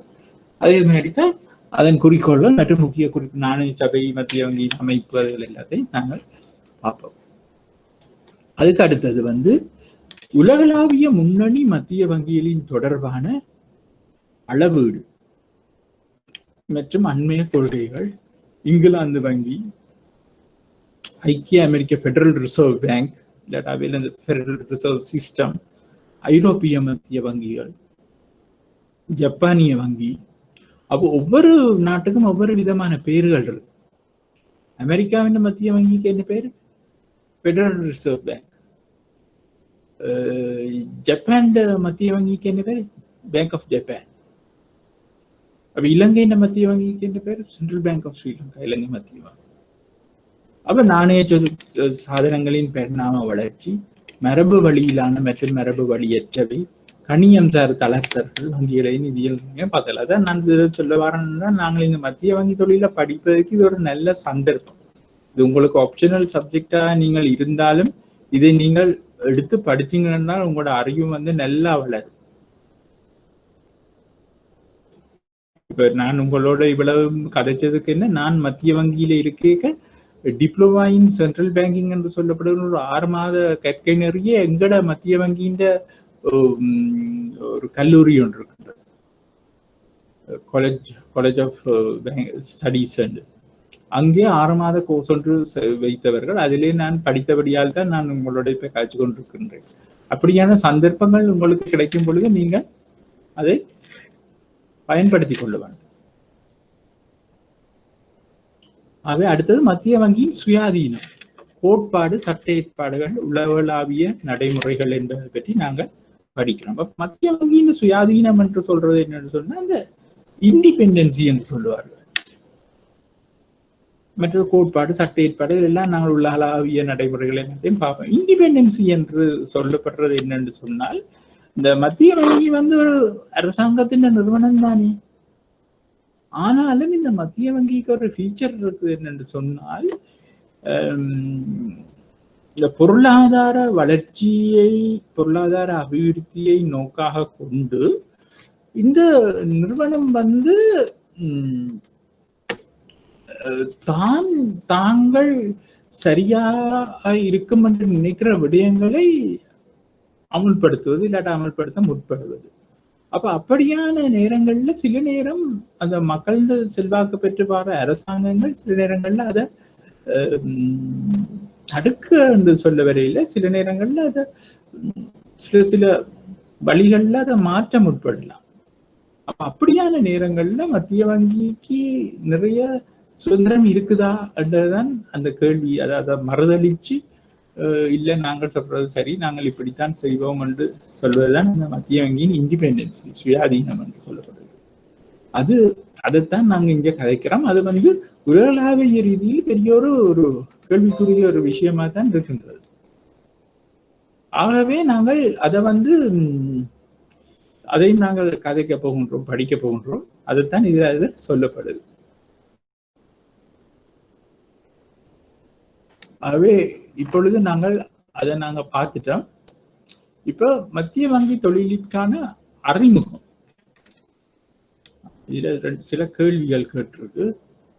மத்திய வங்கியின் அடிப்படைகளை புரிந்து கொள்ள உதவும் என்று போட்டிருக்கீங்க. பாருங்க, நீங்க உங்களுக்கு அதை பார்க்கக்கூடியதா இருக்குது. கேள்வி: ஒரு நாட்டிற்கு மத்திய வங்கி போன்ற ஒரு நிறுவனம் ஏன் தேவை? அதுக்கு என்ன பதில் என்ன? ஒரு பரந்த பதில் என்னவென்றால், ஒரு தேசம் செழிப்பை அடைவதற்கு, ப்ராஸ்பெரிட்டி என்று சொல்வார்கள், செழிப்பை அடைவதற்கும் அதனை நிலைநிறுத்துவதற்கும் இது போன்ற ஒரு நிறுவனம் தேவையாயிருந்தது. அப்ப அந்த ப்ராஸ்பெரிட்டி என்று சொல்வது என்ன? ஒரு தேசம் செழிப்பை அடைவதென்றா என்ன? ஒரு தேசம் செழிப்பை அடைவது என்று சொல்றது அந்த தேசத்தில் உள்ள மக்கள் செழிப்பாக வாழ்வதுதான் சொல்லப்படுகின்றது. அப்ப இந்த தேசத்தில் உள்ள மக்கள் செழிப்பாக இருக்கணும் என்று சொன்னால் என்ன செய்யணும்? அந்த தேசத்தின் மக்கள் வாழ்க்கை தரம் உயர்ந்ததா இருக்கும். இப்ப நாங்க இலங்கையில இருக்கிறோம். நாங்க இலங்கையில இருந்து கொண்டு இப்ப நீங்கள் வெளிநாடுகளுக்கு போனீங்கன்னா, உதாரணமாக இந்தியான்ற ஒரு தேசத்துல ஒரு கிராமத்துக்கு போனீங்கன்னா, உங்களுக்கு அந்த மக்களோட வாழ்க்கை தரத்தை உங்களுக்கு அறிஞ்சு கொள்ளக்கூடியதா இருப்பதோட நீங்க எங்கட இலங்கையில இருக்கிற மக்களோட இல்லாட்டா உங்களோட சமூகத்தோட நீங்க அதை கம்பேர் பண்ணி பார்ப்பீங்க. இதே மாதிரி வளர்ச்சியடைந்த ஒரு நாடு சிங்கப்பூருக்கு நீங்க போவீங்கன்னா, உங்களுக்கு அப்படியே அந்த கண்கூடாக விளங்கும் அவைகளோட வாழ்க்கை தரவும் எங்களோட வாழ்க்கை தரவும். ரோட்ல போயிருக்க இல்லாட்ட பஸ்ல அவையில் வெளிக்கிட்டு கொண்டு வர விதம், சில பேர் பெரிய பெரிய விலை இந்த பர்ஃபியூம் எல்லாம் அடிச்சு கொண்டு, அது சர்வசாதாரணமாக இருக்கும். சிங்கப்பூர், யூகே மாதிரியான நாடுகள் அவர்கள் வேண்டி சாப்பிடுற சாப்பாட்டு தரம் இல்லாட்டா அந்த ரெஸ்டாரண்ட்டுகள், நாங்கள் பஸ்ல போனா பஸ் சார்ஜ் இவ்வளவு, அது எங்களால கொடுக்கக்கூடியதா இருக்குதா இலங்கையில எங்களுக்கு? இல்லாட்டா அவங்களை சிம்பிளா, அதுகள் தான் வாழ்க்கை தரம் என்பது. அப்ப அந்த வாழ்க்கை தரம் உயர்ந்து கொண்டு போகும்போது அது செழிப்பு என்றது நாங்கள் சொல்லிக் கொள்கின்றோம். அப்போ ஒரு தேசம் செழிப்பாக இருப்பதற்கு மத்திய வங்கி என்னென்று முக்கிய இடம் வகிக்கின்றது? அப்ப மத்திய வங்கி முதலாவது என்ன செய்கின்றது என்று சொன்னால், இந்த பணத்தை அச்சிட்டு விநியோகிக்கின்றது. மக்கள் மத்தியில அது போய் சேர வேண்டும், புழங்க வேண்டும் என்ற ஒரே காரணத்துக்காக. அப்ப இந்த பணத்தை கொண்டு நாங்கள் என்ன செய்யலாம்? பணத்தை நாங்கள் சாப்பிட இல்லாது. பணம் ஒரு ஊடகம் மாதிரி தொழிற்படுகிறது. ஒரு சாமான வேண்டதுக்கு எல்லாவற்றுக்கும் பணம் ஒரு வசதிப்படுத்தி கொடுக்கின்றது. உதாரணமாக எங்களுக்கு சம்பளம் தராலும் பணத்தை தருகின்றார்கள், சம்பளமாக பொருட்களை தரவில்லை. அப்ப அந்த இதெல்லாம் பண்டமாற்றில உள்ள குறைபாடுகள் என்றெல்லாம் நாங்கள் முதலே படிச்சிருக்கிறோம். ஆகவே இதை பற்றி நாங்கள் கதைப்பதற்கு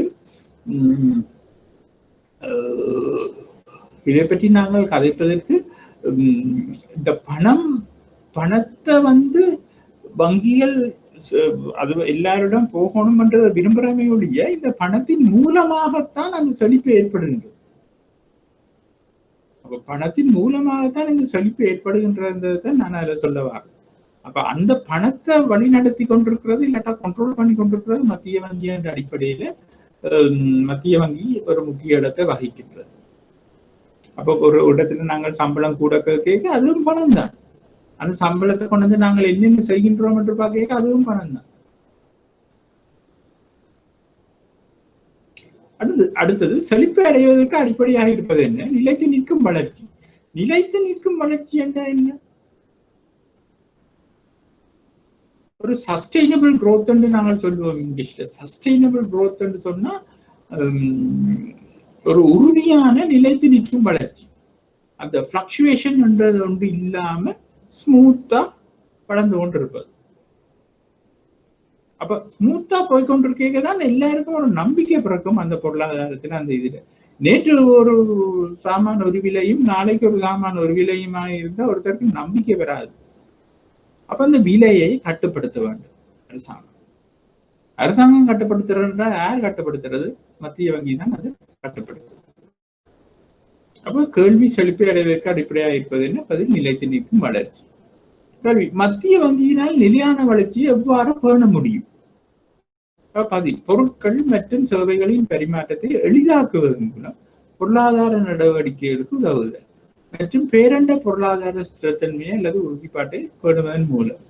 அப்ப உண்மையாவே இந்த பொருட்கள் சேவைகளின் பரிமாற்றத்தை எளிதாக்க வேண்டும். ஈஸியாக்குறது இந்த பணம் தான். அப்ப பணத்தின் மூலமாக பணத்தை கொண்டு எல்லா சாமான்களையும் வேண்டக்கூடியதா இருக்குது. மக்கள் பணத்துல நம்பிக்கை வச்சிருக்கணும் என்று சொல்லிக்க அந்த டிரான்சாக்ஷன் ஈஸியா இருக்கு. அந்த டிரான்சாக்ஷன் ஈஸியா இருக்கும் பொழுது மக்கள் இலகுவாக எல்லாத்தையும் வேண்டக்கூடியதாக இருக்கும். பணம் புழக்கத்தில் இருக்க வேண்டும். நல்ல ஒரு பதில் என்னவென்று சொன்னால், இப்பொழுது எங்களுக்கு இப்போ 6 மாதத்துக்கு முதல் இந்த கோவிட் பிரச்சனையும் வந்தது. COVID-19 பிரச்சனை. இந்த COVID-19 பிரச்சனை வரும் பொழுது வந்தவுடனே என்ன நடந்தது? நாட்டில் ஊரடங்கு சட்டம் பிறப்பிக்கப்பட்டது. மக்களை வெளியில வர வேண்டாம் என்று சொன்னார்கள். என்றால் நோய் தொற்று ஏற்படும் என்று. அப்ப நாங்கள் என்ன செய்கின்றோம்? எல்லாரும் வீட்டுக்குள்ளே இருந்துட்டோம். அப்ப வீட்டுக்குள்ளே இருந்தோன்னு வேலைக்கு போனவனுக்கு சம்பளம் இல்லை. சில பேர் 1/2 மாத சம்பளத்தை கொடுத்தாங்க, சில பேர் முழு மாத சம்பளத்தை கொடுத்தாங்க. அப்ப இப்படியான நேரத்துல என்ன செய்யணும்? எல்லார்ட்டையும் காசு இருக்கணும். கடவுளேண்டு இந்த நாட்டுல சாமான்கள் அவைலபிலிட்டி இருந்தது. ஆனா பணத்தை நாங்கள் மக்கள் மத்தியில இருக்கிறத உறுதிப்படுத்திக் கொள்றோம். அதுக்கு மத்திய வங்கி நிறைய மெஷர்ஸ், நிறைய வேலைகளை செய்தது.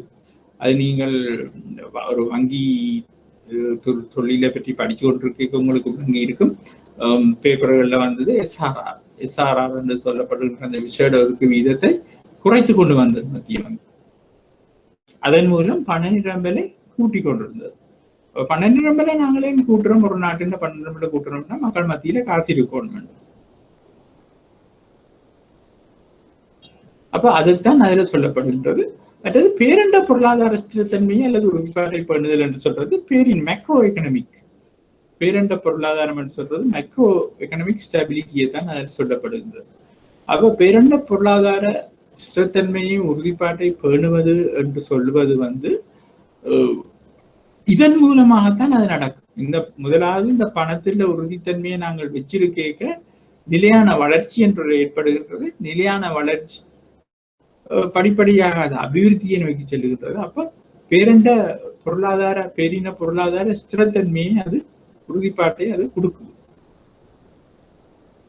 பிறகு கேள்வி, பொருட்கள் மற்றும் சேவைகளின் பரிமாற்றத்தை மத்திய வங்கி எவ்வாறு எளிதாகும்? நாணயம் மற்றும் நிதியியல் முறைமையை பேணுவதன் மூலம். அது இப்பதான் இவ்வளவு நேரம் சொல்லிக் கொண்டிருந்தேன் நான் தானே. நிதியியல் முறைமை என்றது என்ன? நாணய முறை என்றது இப்ப நாங்க படிச்சுட்டோம். நிதியியல் முறை என்றது என்ன? Financial system. அந்த பைனான்சியல் சிஸ்டம், நாணயம்ன்றது படத்தில் மட்டும்தான் அதுல நாங்கள் சொல்லுகிறோம். பைனான்சியல் சிஸ்டம், நிதியியல் முறைமை என்று நாங்கள் சொல்லிக்க அதுக்குள்ள அந்த பேங்கிங் செக்டர்ஸும் வருது. அப்ப பேங்கிங் செக்டர்ஸை நாங்கள் மத்திய வங்கி ஒழுங்குபடுத்துவதன் மூலமாகவும் நாணய முறையை பேணுவதன் மூலமாகவும் இந்த பொருட்கள் சேவைகள் பரிமாற்றத்தை மத்திய வங்கி இலகுபடுத்துகிறது. அடுத்த கேள்வி, மத்திய வங்கி எவ்வாறு பேரண்ட பொருளாதார உறுதிப்பாட்டை பேண முடியும்? அப்ப பேரண்ட பொருளாதார உறுதிப்பாட்டை மத்திய வங்கி எவ்வளவு பேண முடியும்னு சொன்னா அது ஒரு ப்ராடான விஷயம். அப்ப அதை நாங்கள் என்னென்ன நாங்கள் இதுல பார்க்க போறோம்னு சொன்னா, பொருளாதாரம் மற்றும் விலை உறுதிப்பாட்டை பண்ணுவதன் அல்லது பராமரிப்பதன் மூலமும் அரசாங்கத்துக்கு சரியான நேரத்தில் பொருளாதாரம் மற்றும் நிதி ஆலோசனையுடைய நிதியியல் முறைமையின் உறுதிப்பாட்டை பண்ணுவதன் மூலமும் செய்யலாம். பொருளாதாரம் மற்றும் விலை உறுதிப்பாட்டை பண்ணுவது என்று சொல்லுவது என்னன்னு சொன்னா, விலை உறுதிப்பாடு பிரைஸ் லெவலை நாங்கள் ஸ்டேபிளா வச்சிருக்கோம். அதான் நான் சொன்னேன், பணவீக்கம் என்று சொல்லப்படுறது அதுதான். விலைகள் அடிக்கடி மாறிக்கொண்டிருக்க, ஆனால் படிப்படியாக ஒரு சிறிய அளவில் கூடிக்கொண்டு போகலாம். காரணமா நீங்கள் இப்ப வெளிநாடுகள்ல அமெரிக்கால இல்லாட்டா UK மாதிரி நாடுகளுக்கு போனீங்கன்னா அங்க பணவீக்கம் என்பது மிகவும் மெல்லியதாக தான் இருக்கும். அதாவது இப்ப இன்றைக்கும் நீங்கள் போனீங்கன்னா ஒரு பவுண்ட் என்று சொல்லப்படுற $1 பெரிய மதிப்பு இருக்கிறது. UK $1 என்று சொல்லப்படுகின்ற அமெரிக்க டாலருக்கு அமெரிக்காவில் எங்களை பொறுத்த மட்டும் $1 தானே. எங்களை $1 எவ்வளவு நான் சொன்னேன் தானே, சின்னல 45-50 வருஷத்துக்கு முதல்ல என்ன மாதிரி இருந்த $1 இன்னைக்கு என்ன மாதிரி வந்துட்டு. ஆனால் அங்க அப்படி இல்லை. அங்க இப்பவும் அந்த ₹1 அதே கிட்டத்தட்ட அதே அளவு மதிப்பு இருக்கின்றது. சில பொருட்கள் இன்னும் ₹1 குறைந்த சதத்தில் தான் வேண்டக்கூடியதா இருக்கின்றது. அப்ப நீங்கள் யோசிச்சு பாருங்க, இலங்கை ரூபாய் தோற்றம் பெற்ற காலத்துக்கு முதல் எவ்வளவு காலத்துக்கு முதலே இந்த ஒரு பவுன்ன்றது தோற்றம் பெற்றிருக்கு. அப்படி இருந்தும் அந்த காலத்திலேயும் இந்த காலத்திலேயும் அந்த ஒரு பவுனுக்கு இவ்வளவு உறுதி இருக்குன்னு சொன்னால் அதை நாங்கள் இலகுவாக எடுத்துக்கொள்ள இயலாது. அதாவது அந்த நாடு விலை உறுதிப்பாட்டை வடிவாக பேணுகின்றது. பணவீக்கம் என்பது இருக்குதுதான், ஆனா மிகவும் மெல்லிய அளவில் இருக்குதுன்றதுதான் அது சொல்லப்படுகின்றது. அவை அப்படியாக நாங்கள் பேணுவதன் மூலம் அரசாங்கத்துக்கு சரியான நேரத்தில் பொருளாதார நிதி ஆலோசனைகளை வழங்கி அரசாங்கத்தை வழி நடத்தணும். இந்த நேரங்கள்ல நாங்கள் இப்படி செய்தா விலை அதிகரிக்காது, இல்லாட்ட விலை அதிகரிக்கிற விதம் குறைவாயிருக்கும் அதெல்லாம் நாங்கள் சொல்லி அதை அரசாங்கத்தையும் வழி நடத்தும். நிதியியல் முறையின் உறுதிப்பாட்டை பெறுவதன் மூலம் இதை செய்து கொள்ளலாம். மத்திய வங்கி மற்றும் நிலையான வளர்ச்சி.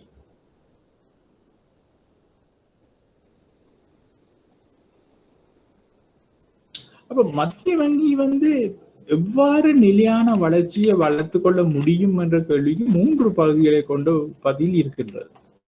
3 பகுதிகளை கொண்ட பதில் ஒன்று இருக்கின்றது. மத்திய வங்கி எவ்வாறு இந்த இதை வச்சுக்கொள்ள போகின்றது. முதலாவது, உற்பத்தி, விநியோகம், நுகர்வு மற்றும் முதலீடுகள் போன்ற பொருளாதார நடவடிக்கைகளுக்கு வசதி அளித்தல். உற்பத்தி, விநியோகம், நுகர்வு மற்றும் முதலீடுகள் போன்ற பொருளாதார வசதிகளுக்கு வசதி அளித்தல். 2வது, பேரண்ட பொருளாதார உறுதித்தன்மையை பேணுதல். 3வது, உள்வாங்கல் வளர்ச்சியை ஊக்குவித்தல்.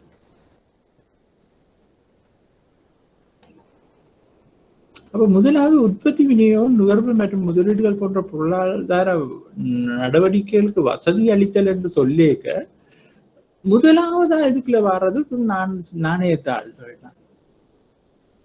நாணயத்தாள்களை பற்றி தான் இதுல சொல்லப்படுகின்றது. அப்போ பொருளாதார நடவடிக்கைகள் வசதி அளித்தல் என்று சொல்லிக்க இது நாணய மற்றும் நிதியியல் முறைமையை வழங்குவதில் ஈடுபட்டுள்ளதுடன் பின்வரும் முக்கியமான பகுதிகளிலேயும் உள்ளடக்கியுள்ளது. அது என்ன பின்வரும் முக்கியமான பகுதி என்று சொன்னால், நாணயத்தாள்கள் மற்றும் குத்திகள் வடிவில் சட்டபூர்வமான பணத்தை வழங்குவதுடன் மற்றும் போலி நாணயங்கள் சுற்றோட்டத்தில் இருப்பதை தடுப்பது. நாணயத்தாள்கள் மற்றும் குத்தியல் வடிவில் சட்டபூர்வமான பணத்தை வழங்குவதுடன் மற்றும் போலி நாணயங்களின் சுற்றோட்டத்தில் இருப்பதை தடுப்பது. போலி நாணயங்கள்ன்றதை இங்க கொஞ்சம் கவனிச்சு பாருங்க. நாணயத்தாள்கள் மற்றும் குத்திகள் வடிவில் சட்டபூர்வமான பணத்தை வழங்குவதுன்றது உங்களுக்கு தெரியுது. நான் இவ்வளவு நேரம் சொன்னேன். அதாவது பாதுகாப்பு அம்சங்களுடன் கூடிய நாணயத்தாள்கள் மற்றும் நாணய குத்திகளை தயாரிப்பதுன்ற உரிமை, அதாவது ஆர்டிஓ கொடுத்து தான் நாங்கள் தயாரிக்கிறோம். அந்த தயாரிக்கிற உரிமை எங்கள்கிட்ட தான் இருக்கு. பிரதான வங்கிகள் ஊடாக சட்டபூர்வமான பணத்தை விநியோகம் அந்த நாங்கள் இப்ப உதாரணத்துக்கு புது காசு வருதுன்னா அந்த புது காசு மத்திய வங்கி என்னென்று பொதுமக்கள்கிட்ட கொண்டு போய் சேர்க்குது. அதை பத்தி நீங்கள் யோசிச்சிருக்கிறீங்களா? புது காசு ஒன்று வந்திருக்கான்னு சொன்னா என்ன மாதிரி இப்ப நாங்கள் வேணும்னா ஒரு ₹100 கொண்டு போய் ஒரு ₹100 புதுத்தாள் தாண்டு ஒரு கவுண்டர்ல கொடுத்து வேண்டலாம். வர்த்தக வங்கிகள் கூச்சாடாலும் மத்திய வங்கியிலேயாவது போய் கொடுத்து வேண்டலாம். ஆனால் மிக பெரிய அளவில், மிக பரந்த அளவில் பணத்தை வெளியீடு செய்யும் பொழுது மத்திய வங்கி என்ன செய்யும்னா, வர்த்தக வங்கிகள், நான் சொன்னேன் தானே, வர்த்தக வங்கிகளுக்கு தானே கணக்கு இருக்குது. அந்த கணக்குகளோட பேலன்ஸை கூட்டல் குறைத்தல் மூலமாகத்தான் இந்த காசை இப்ப குறைக்க மத்திய வணிக வங்கிகள் மத்திய வங்கியில காசை எடுத்துக்கொண்டு போக இந்த பணம் போகின்றது. அப்ப அப்படித்தான் இந்த சட்டபூர்வமான பணம் வெளியில போகின்றது. அப்ப வர்த்தக வங்கிகள்கிட்ட போயிட்டு அடுத்தது என்ன நடக்கும்? அது வாடிக்கையாளர்கிட்ட போகும். அடுத்தது, பாதுகாப்பு அம்சங்கள் குறித்த பொதுமக்கள் விழிப்புணர்வை ஊக்குவித்தல். பாதுகாப்பு அம்சங்கள் குறித்த பொதுமக்கள் விழிப்புணர்வு ஊக்குவித்தல் என்றது இங்க நாங்க கதைக்கிறது அந்த நாணய தாள்கள பாதுகாப்பு அம்சங்கள். அப்ப நான் சொன்னான் உங்களுக்கு எத்தனையோ கிட்டத்தட்ட 10 ஃபீச்சர்ஸ் இருக்குது, செக்யூரிட்டி ஃபீச்சர்ஸ். 10 8 10 அந்த 10ஐயும் நாங்கள் தெரிஞ்சிருக்க வேண்டும். மத்திய வங்கியின் வெப்சைட்டுக்கு போனீங்கன்னா நீங்கள் அறிந்து கொள்ளலாம். அப்படி இல்லை என்று சொன்னால் நீங்கள் அது நீங்கள் மத்திய வங்கியோடு தொடர்பு கொண்டாலோ இல்லாட்டா மத்திய வங்கியின் பண மியூசியம் ஒன்று இருக்கின்றது. நீங்கள் அங்கே போய் பணத்தை இந்த பழைய பணங்கள் பணத்தின் வரலாறுகள், அதாவது பிசிக்கல் பணத்தின் வரலாறுகளை பற்றி பார்க்கும்போது நீங்க அங்கே கேட்டா கூட அவர்கள் சொல்லுவார்கள். போலி நாணய தயாரிப்பை மட்டுப்படுத்த சட்ட அமலாக்க அதிகாரிகளுடன் நெருக்கமாக பணியாற்றுது. அப்ப போலி நாணய தயாரிப்பை மட்டுப்படுத்த சட்ட அமலாக்க அதிகாரிகளுடன் நெருக்கமாக பணியாற்றுதல் என்று சொன்னா இங்க சட்ட அமலாக்க அதிகாரிகள் யார்? பொடி CID, criminal investigation department. CID என்றது வந்து புலனாய்வு துறையினர். அவர்கள் வந்து இப்ப நீங்கள் வந்து காசு கள்ள நோட்டோட பிடிச்சிட்டேன்னு சொன்னா சிஐடி வந்து விசாரிக்கும். அப்படி கள்ள நோட்டை அடிச்சவரை பிடிச்சா அரெஸ்ட் பண்ணி அது ஒரு கிரிமினல் ஒஃபென்ஸ், அதாவது ஒரு சிவில் ஒஃபென்ஸ் இல்லை, கிரிமினல் ஒஃபென்ஸாக அது கருதப்பட்டு மிக பாரதூரமான தண்டனைகளுக்கு உள்ளாக வேண்டி வரும். அப்ப அப்படியான இறுக்கமான நிலையை வச்சிருக்கிறோம் இந்த கள்ள காசு உற்பத்தியை தடுப்பதற்கு. அப்ப ஏன் நாங்கள் இந்த கள்ள காசு உற்பத்தியை தடுக்க வலிக்கிறோம்? மக்களோட நம்பிக்கை இந்த உத்தியோகபூர்வ மத்திய வங்கி வெளியிடுற நாணயத்துல இருக்கும். மக்கள்கிட்ட நம்பிக்கை இல்லாம போச்சுதோ காசுல, அது பொருளாதார வீழ்ச்சிக்கு தான் வழிவகும்.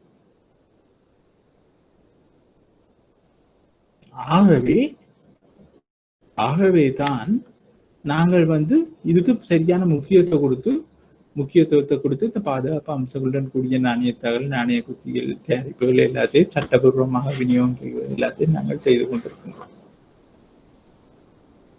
வங்கி மற்றும் நிதி நிறுவனங்களின் உருவாக்கம் மற்றும் செயற்பாடுகளுக்கு வசதி அளித்தல். அப்ப வங்கி மற்றும் நிதி நிறுவனங்களின் உருவாக்கம் மற்றும் செயற்பாடுகளுக்கு வசதி அளித்தல் என்று சொன்னா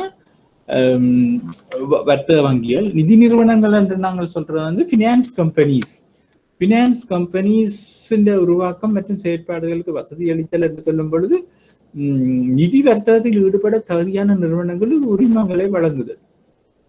அப்ப மத்திய வங்கியில 2 திணைக்களங்கள் இருக்கின்றது. ஒன்று வங்கி மேற்பார்வை திணைக்களம், மற்றது நிதி நிறுவனங்களை மேற்பார்வை செய்யற திணைக்களம் என்று 2 திணைக்களம் இருக்கிறது. 2ஆ பிரிச்சிருக்கிறார்கள்.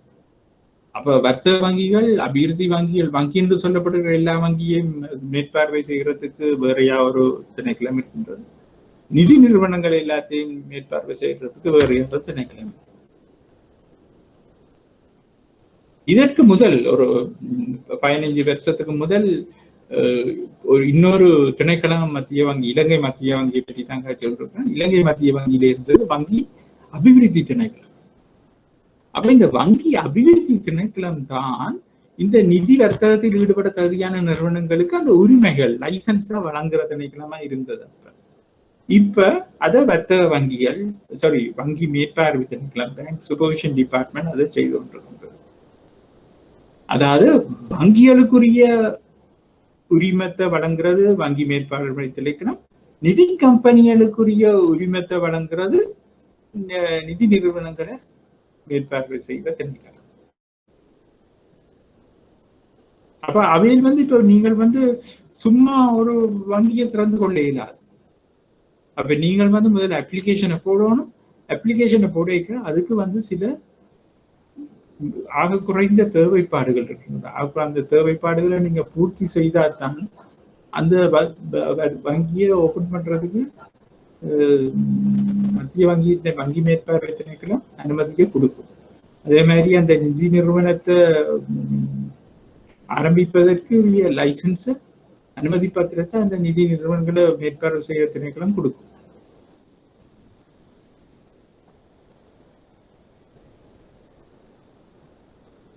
அவைனா நீங்க பிறந்துபட்டு ஒரு ஒரு ஒரு லைன்ல உங்களுக்கு விஷயங்களை சொல்லிக்கொண்டு போனாலும் பிறந்த அளவுல நான் நிறைய விஷயங்களை சொல்லிக்கொண்டு போகின்றேன். ஏன்னு சொன்னால் இதுல நிறைய பிராக்டிக்கல் விடயங்கள் சம்பந்தப்பட்டிருக்கின்றன.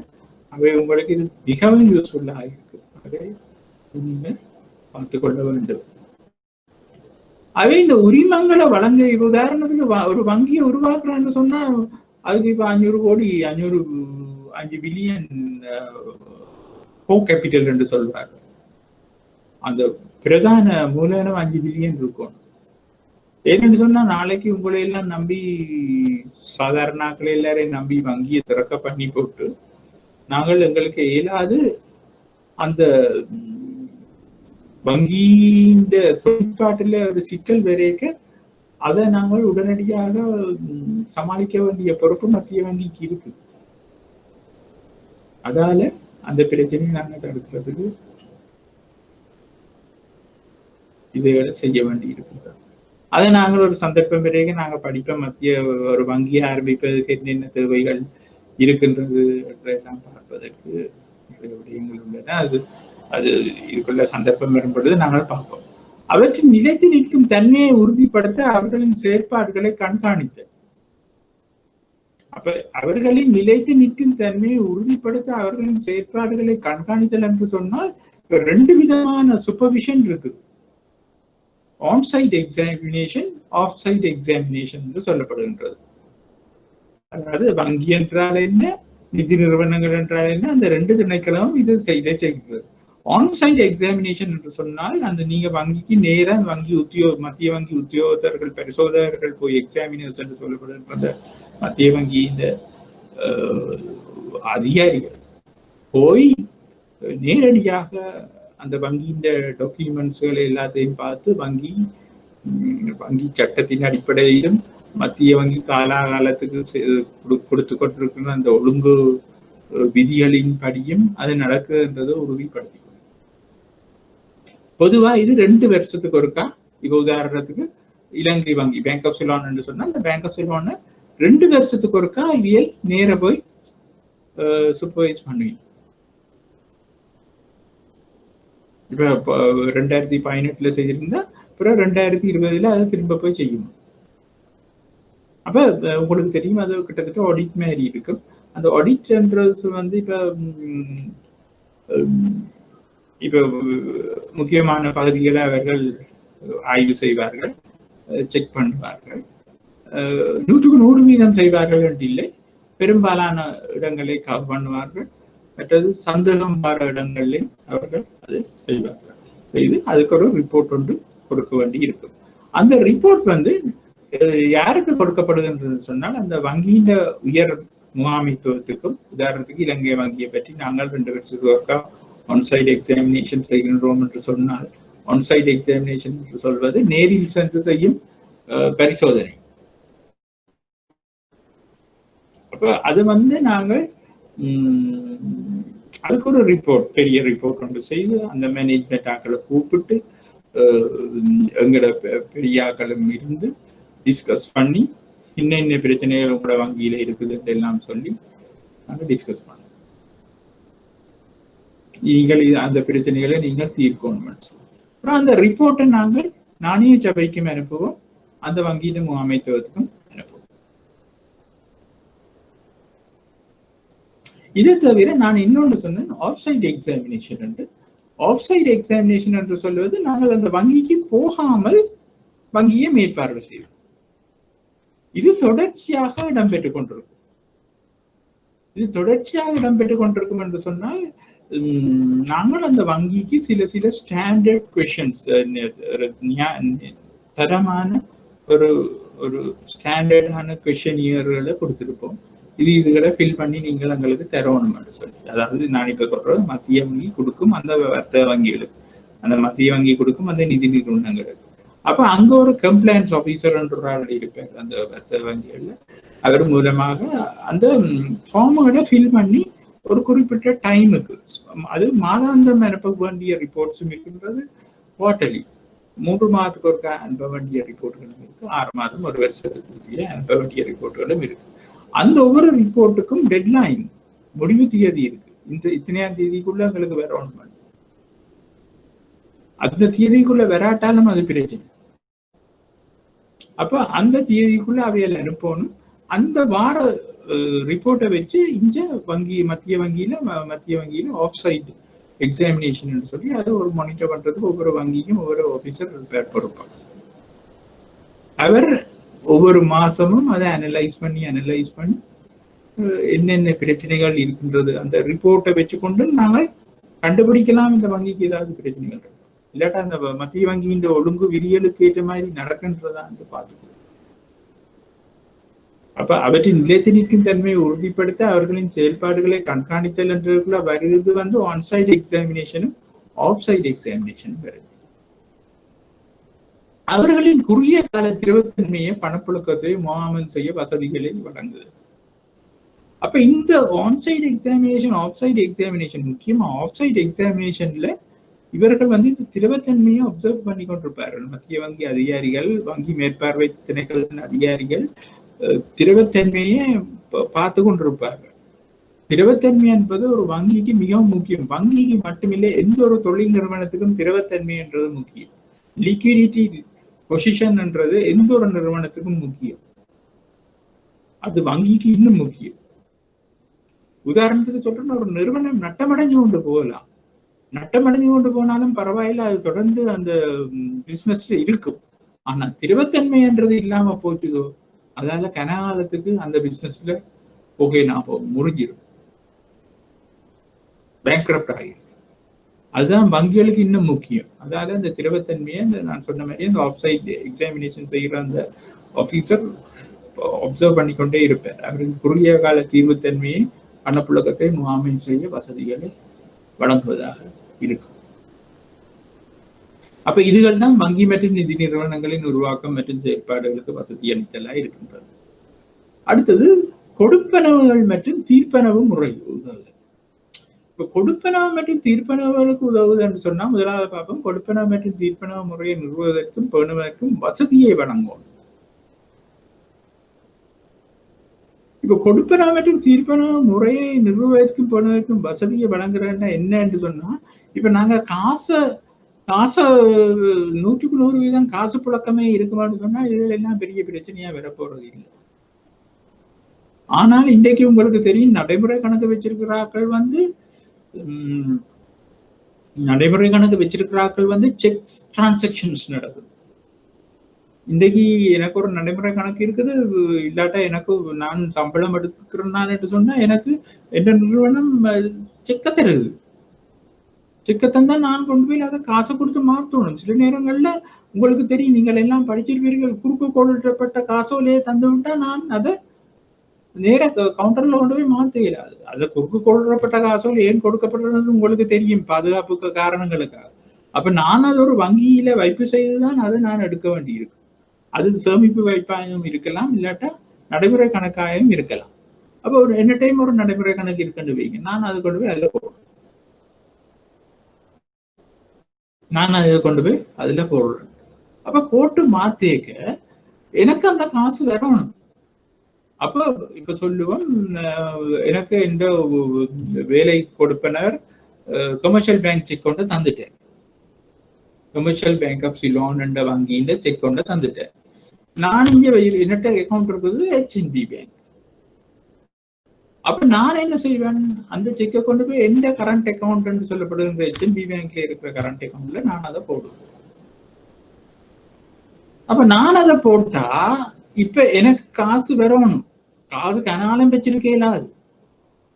அந்த நாட்கள்ல சில நேரம் 3 நாளும் செல்லும். இப்ப அவுட் ஸ்டேஷன் என்று சொன்னா 3 நாள், அதுவும் சில மாவட்டங்களுக்கு 3 நாள், சில மாவட்டங்களுக்கு அடுத்த நாள், அதே மாவட்டம் என்ற அடுத்த நாள்லயே காசை தந்துடுவாங்க, இல்லாட்டா 3 நாட்கள்.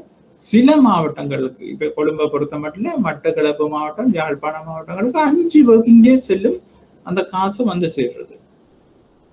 ஆனா இப்ப எல்லாம் ஐடி, அதாவது தொழில்நுட்பம் வளர்ச்சி காரணமாக எல்லாம் அடுத்த நாள் எங்களுக்கு அந்த காசு கிடைக்கின்றது.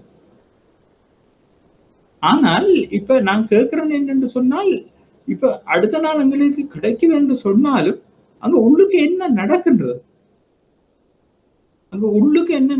இப்ப கொமர்ஷியல் பேங்க் செக் கொண்ட தரேக்க என்ன டைம் கமர்ஷியல் பேங்க்ல ஒரு அக்கௌண்ட் இருந்து நான் கமர்ஷியல் பேங்க்ல போட்டா அந்த வங்கியே அதை ரைட் அவற்ற அக்கௌண்ட்ல இருந்து கழிச்சு போட்டு எந்த அக்கௌண்ட்ல போட்டுட்டு போகும்.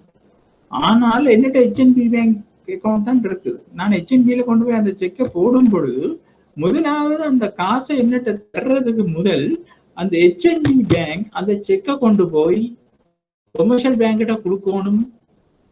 இது என்ன மாதிரி கமர்ஷியல் பேங்க் அதை பார்த்து சொல்லணும், ரைட் இவர்கிட்ட காசு இருக்குது, இது எழுதின செக் சரியா தான் எழுதி இருக்கு, அதுல சைன் பண்ணாக்கள் அதுக்கு உரித்துடைய ஆக்கள் தான் சைன் பண்ணி இருக்கிறோம், ஆகவே இந்த செக் செல்லுபடியாகும் என்று சொல்லி ஓகே சொன்ன பிறகுதான் எனக்கு அந்த காசு கிடைக்கும்.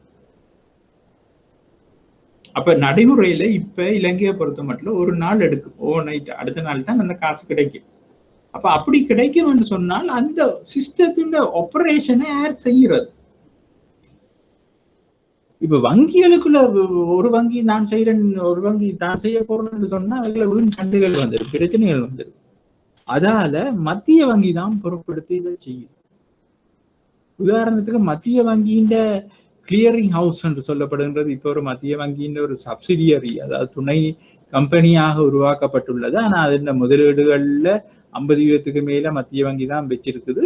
ஏனைய வர்த்தக வங்கிகளும் கொஞ்சம் கொஞ்சம் முதலீடு போட்டு அது நடக்குது. அந்த கிளியரிங் ஹவுஸ் தீர்க்கும் வீடு என்று சொல்லப்படுகிற, நாங்க முந்தி படிச்சனால தீர்க்கும் வீடு. அப்ப அந்த வேலையை செய்யறது இந்த மத்திய வங்கி தான் முன்னுக்கு நின்று அதை ஏன்னா அந்த பொருளாதார நடவடிக்கையில வசதி அளித்து கொடுப்பதற்காக. அப்ப அது என்னென்ன நடக்குது இப்ப பாருங்க, 3 மணிக்கு செக் முடுறா நீங்க உங்களுக்கு சில வங்கிகளுக்கு போனீங்கன்னா சொல்லப்படும் 2:30 மணிக்கு முதல் நீங்க செக்கை டிபாசிட் பண்ணீங்கன்னா உங்களுக்கு இன்றைக்கு அது எடுக்கப்படும், நாளைக்கு கிரெடிட் பண்ணப்படும், இல்லை என்றால் அதுக்கு அடுத்த நாள் தான் எடுக்கப்படும். அப்படி இல்லைன்னா 2:30 மணிக்கு பிறகு நீங்க அந்த செக் அதுல போட்டீங்க என்றால் பேங்க்ல அது அன்று எடுக்கப்பட மாட்டாது, அடுத்த ஒர்க்கிங் டே தான் எடுக்கப்படும். அப்போ உங்களுக்கு கூடுதலாக ஒரு நாள் அந்த காசு கிடைக்க பிந்தும். அப்ப என்ன நடக்குதுண்டா, 2:30 மணிக்கு இவியல் டக்குன்னு எல்லா செக்கையும் எடுப்பினோம். 2:30 மணிக்கு முதலும் கொஞ்சம் கொஞ்சமா எடுத்து ரெடி பண்ணி வச்சிருப்பினோம், எல்லாம் லிஸ்ட் பண்ணி வச்சுட்டு 3 மணிக்கு ஒரு கூரியர்காரன் வருவார் அந்த பேங்க்குக்கு. இப்ப எந்த பேங்க் HNBக்கு கூரியர்காரன் வரான். அவன் அந்த கூரியர்காரன்ட்ட அதை கொடுத்துடுறான். கொடுத்தோன்னா அவன் முதல்ல என்ன செய்யறான், அது எல்லாத்தையும் HNBக்கு ஒரு சென்டர் பாயிண்ட் ஒன்று இருக்கு, அங்க கொண்டு போறான். அங்க கொண்டு போய் கொடுத்தோன்னா அவையில் அதை ப்ராசஸ் பண்ணி எல்லாம் அன்று கலெக்ட் பண்ணப்பட்ட எல்லா செக்குகளையும் HNB அன்றைக்கு பின்னர் ஒரு 5 மணி போல 5-5:30க்குள்ள, எனக்கு தெரியாது இப்ப சரியான நேரம், முந்தி என்ன 5-5:30க்குள்ள அந்த கிளியரிங் ஹவுஸ்க்கு கொடுத்துருவோம். கிளியரிங் ஹவுஸ்க்கு கொடுத்துருவோம். இப்ப சொன்னா இப்ப நீங்கள் உங்களுக்கு இப்ப டெலிபோன் பேங்கிங்ல SMS பேங்கிங் எல்லாம் இருக்குது, டெலிபோன் பேங்கிங் இருக்குது. SMS பேங்க்ல உங்களுக்கு HNB கேட்டபிஸுக்கு போகணும்னு HNB அனுப்பும் உங்களுக்கு ஒரு மெசேஜ், உங்களோட அக்கௌண்ட்டுக்கு ஒரு செக் கொண்டு வந்துள்ளது, இவ்வளவு பெறுமதியான cheque, subject to realisation. Subject to realisation அது ஓகேண்டா தான் அது உங்களுக்கு நாளைக்கு கிடைக்கும். சில வேளை அது உங்களுக்கு கிரெடிட் பண்ணிடுவீங்க, உங்களோட வங்கியில வைப்பு செய்யப்பட்டு உங்களோட அக்கௌண்ட்ல வைப்பு செய்யப்பட்டிருக்கும், ஆனா அதை எடுக்கல. அப்ப நீங்கள் அடுத்த நாள் நான் சொன்ன மாதிரி இரவிரவா அந்த கிளியரிங் ஹவுஸ்ல செக் ப்ராசஸிங் நடந்து இப்ப நான் போட்ட செக் கிளியரிங் ஹவுஸ்ல சொல்லப்பட்டிரும் கமர்ஷியல் பேங்குக்கு கொடுக்கணும். அப்ப அங்க வந்தோன்னா கூரியர் விடிய வருவான், வந்தோன்னா அவன் அந்த அந்த நான் கொடுத்த செக் கமர்ஷியல் பேங்க் லொட்டுக்குள்ள இருக்கும், அது கொண்டு போய் கமர்ஷியல் பேங்க்ல கொடுத்துட்டு போயிடுவான். அவன் கொண்டு போய் அந்த கமர்ஷியல் பேங்க் காரன் என்ன செய்வான், அந்த ஹெட் ஆபீஸ்ல கொடுத்தோன்னா அவங்க அந்த பிரான்ச் எனக்கு தந்த எந்த எம்ப்ளாயர் தந்த சம்பளம் உதாரணத்துக்கு கொள்ளுப்பிட்டி கமர்ஷியல் பேங்க்ல தான் இருக்குன்னு சொன்னா அவன் அதை பிரிச்சு கமர்ஷியல் பேங்குக்கு அனுப்புவான். அப்ப நீங்க உங்களுக்கு தெரியும், வங்கியில வேலை செய்யற ஆட்களுக்கு விடிய 8 மணி வேலைக்கு போனோன்னா முதலாவது வேலை அந்த ஆபீசருக்கு, கரண்ட் அக்கௌண்ட்ல ஆபரேஷன்ல இருக்கிற முதலாவது ஆபீசருக்குரிய வேலை விடிய செக் வந்துடும். முதல் நாள் போட்ட செக், இப்ப நான் போட்ட சம்பள செக் அங்க கொள்ளுப்பிட்டி பிராஞ்சில் வந்துட்டு விடிய 9 மணி. அதற்கு முதலாவது வேலை அதெல்லாம் செக் பண்ணி இதை கொடுக்கறதா இல்லையான்னு செக் பண்ணி ரிஜெக்ட் பண்ணும், நிராகரிக்கிற செக்குகள்னு சொல்லுவோம். நிராகரிக்கிற செக்குகளை வேறையாக எடுத்து வைப்பீங்க. வேற எடுத்து வச்சா 10 மணிக்கு பழையபடி கூரியர்காரன் வருவான், அவன்கிட்ட கொடுத்து விட்டா அவன் பழையபடி அதை கொண்டு போய் அதே சர்க்கிள்ல போய் 12 மணிக்கு கிளியரிங் ஹவுஸுக்கு போனா அதை ரிவர்ஸ் பண்ணுவான். அதாவது ஒரு அக்கௌண்ட் ரிஜெக்ட் பண்ணப்பட்டது, செக் ரிஜெக்ட் என்று சொன்னா அது ரிவர்ஸ் பண்ணப்படும். அப்படி இல்லாத பட்சத்துல ஓகே, அதுதான் உங்களுக்கு அடுத்த நாள் 2 மணி மட்டும் அந்த காசு எடுக்க இல்லாம இருக்கு. அந்த 2 மணிக்கு தான் கன்ஃபார்ம் பண்ணப்படும் அந்த பணப்புழக்கம் உங்களுக்கு வந்துட்டு. அப்ப இந்த தீர்ப்பனவு முறையை பேணுவதற்கு வசதிகளை செய்து கொடுக்கிறது மத்திய வங்கி தான்.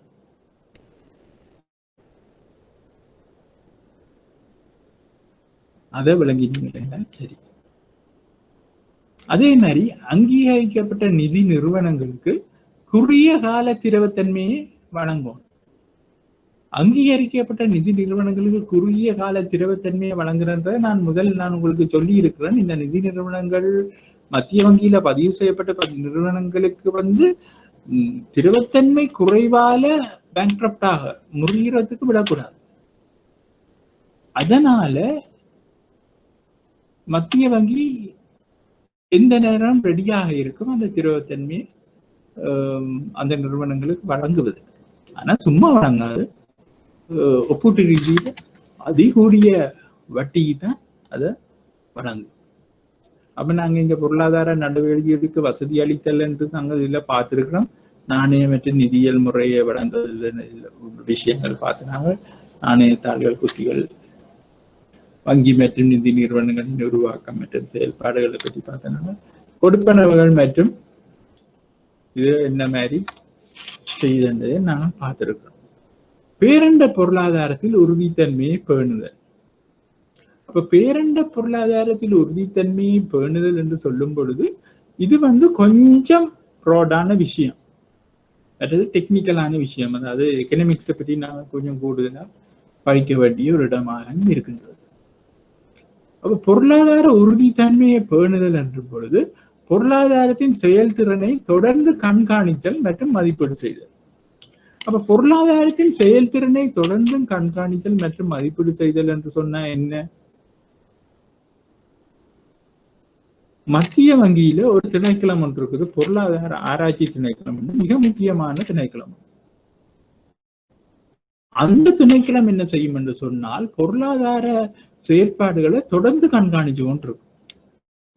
உதாரணமாக இப்ப தேசிய வருமான கணிப்பீடு உற்பத்தி முறையில் செய்யப்படுகின்றது சொன்னா இலங்கையில 2 முறையில கணிப்பிடப்படுகின்றது. அதுல ஒன்று உற்பத்தி முறை, 3 முறையில நாங்கள் தேசிய வருமானத்தை கணிப்பிடலாம். நீங்கள் படிச்சிருப்பீங்க, உற்பத்தி முறை, வருமான முறை, செலவு முறை. அதுல முதலாவது உற்பத்தி முறையை நாங்கள் எடுத்துக்கொண்டா இப்ப சென்ட்ரல் பேங்க்ல ஒரு பெரிய செக்ஷன் இருக்கு. அவையில் எல்லா செக்டர்ஸ்லயும் இருக்கிற பெரிய பெரிய தொழிற்சாலைகள், நிறுவனங்கள் எல்லாரோடையும் தொடர்புகளை வச்சு அவையல் செய்திருக்கணும் என்று சொன்னால், நான் அந்த வங்கியில சொன்ன மாதிரி ஸ்டாண்டர்ட் ரிட்டர்ன்ஸ் இருக்கு. ஸ்டாண்டர்ட் ரிட்டர்ன்ஸை அனுப்பியிருக்கணும்.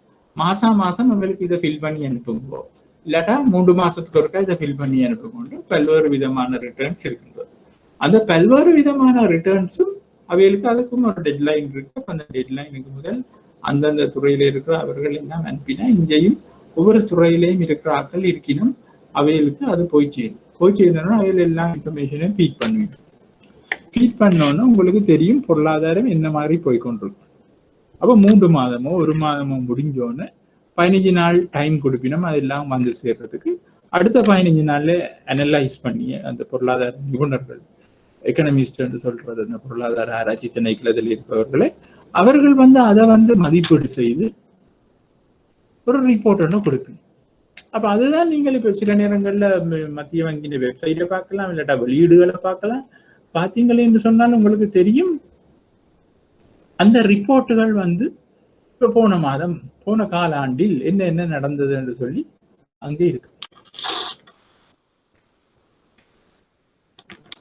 அப்ப பொருளாதாரத்தின் செயல்திறனை தொடர்ந்து கண்காணித்தல், கண்டினியூஸ் மானிட்டரிங் என்று சொல்லப்படுகிறது, மற்றும் மதிப்பீடு, இவாலுவேஷன். பொருளாதார முகாமைத்துவம் குறித்து அரசாங்கத்துக்கு தொழில் சார்ந்த வழிகாட்டல்களே வழங்குது. அரசாங்கத்துக்கும் மத்திய வங்கிக்கு அதிகாரம் இருக்கின்றது, அரசாங்கத்துக்கும் தொழில் சார்ந்த வழிகாட்டுதல்களை வழங்குவதற்கு. நாங்க இப்படித்தான் செய்யணும், இப்படி போனா இது பிழைக்கும் இல்லாட்டா எங்களோட மானிட்டரி பாலிசி, நாணய கொள்கையை நாங்கள் இப்படி செய்கின்றோம், நீங்கள் உங்களுடைய கொள்கையை நீங்க இப்படி செய்து கொள்ளுங்க, அப்பதான் இது பேலன்ஸ் பண்ணி பொருளாதார வளர்ச்சிக்கு உதவும் என்று சொல்லப்படும். பொருளாதார அதிர்ச்சிகளின் எதிர்மறையான தாக்கத்தை குறைக்க அரசாங்கத்துக்கு ஆதரவு கொடுத்து, அப்ப சில நேரங்களில் உதாரணமா COVID-19 பிரச்சனை பொருளாதார அதிர்ச்சி, இந்த பொருளாதார அதிர்ச்சியாலே எதிர்மறையான தாக்கம் ஒன்று உருவாகிட்டு, அப்ப அதை என்னென்னு குறைக்கிறதுக்கு அரசாங்கத்துக்கு ஆதரவு கொடுத்திருக்குது மத்திய வங்கி. உடனடியா நீங்கள் அந்த ஏப்ரல் மாதத்திலிருந்து நீங்கள் பார்த்தீங்கன்னா மத்திய வங்கி இந்த நடவடிக்கை எடுத்திருக்கு, இந்த நடவடிக்கை எடுத்திருக்கு. முக்கியமா இங்க செய்ய வேண்டிய விடயம் என்னன்னு சொன்னால், உடனடியாக பண நிரம்பலை அதிகரித்து மக்கள் மத்தியில பணப்புழக்கத்தை ஏற்படுத்தும். என்ன ஆக்கள் வேலை இல்லாம இருக்கணும், எல்லா பிரச்சனையும் இருக்குது. கடவுளேன்னு நான் முதலே சொன்னேன், சாப்பாட்டு சாமான்கள், அத்தியாவசிய சாமான்கள் எல்லாம் சரியான முறையில விநியோகிக்கப்பட்டு கொண்டிருந்தது. காசு இருந்ததுன்னா சனம் வேண்டி இருக்கலாம், அதே சமயம் காசும் இருந்தது. இங்கே ஒரு பெரிய பிரச்சனை வரையிலே அதே சமயம் அந்த அன்றாடம் வேலை செய்கின்ற ஆட்களுக்கு, அன்றாடம் வேலை செய்து கொண்டிருப்பவர்களுக்கு 5000 ரூபாயும் வழங்கப்பட்டது. அது மாதமே ஏதோ 5000 ரூபாய் வழங்கப்பட்டது. என்னன்னு சொன்னா அவர்களுக்கு காசு தட்டுப்பாடு ஒன்று ஏற்பட்டுட்டு, அதால அந்த 5000 ரூபாய் வழங்கப்பட்டது.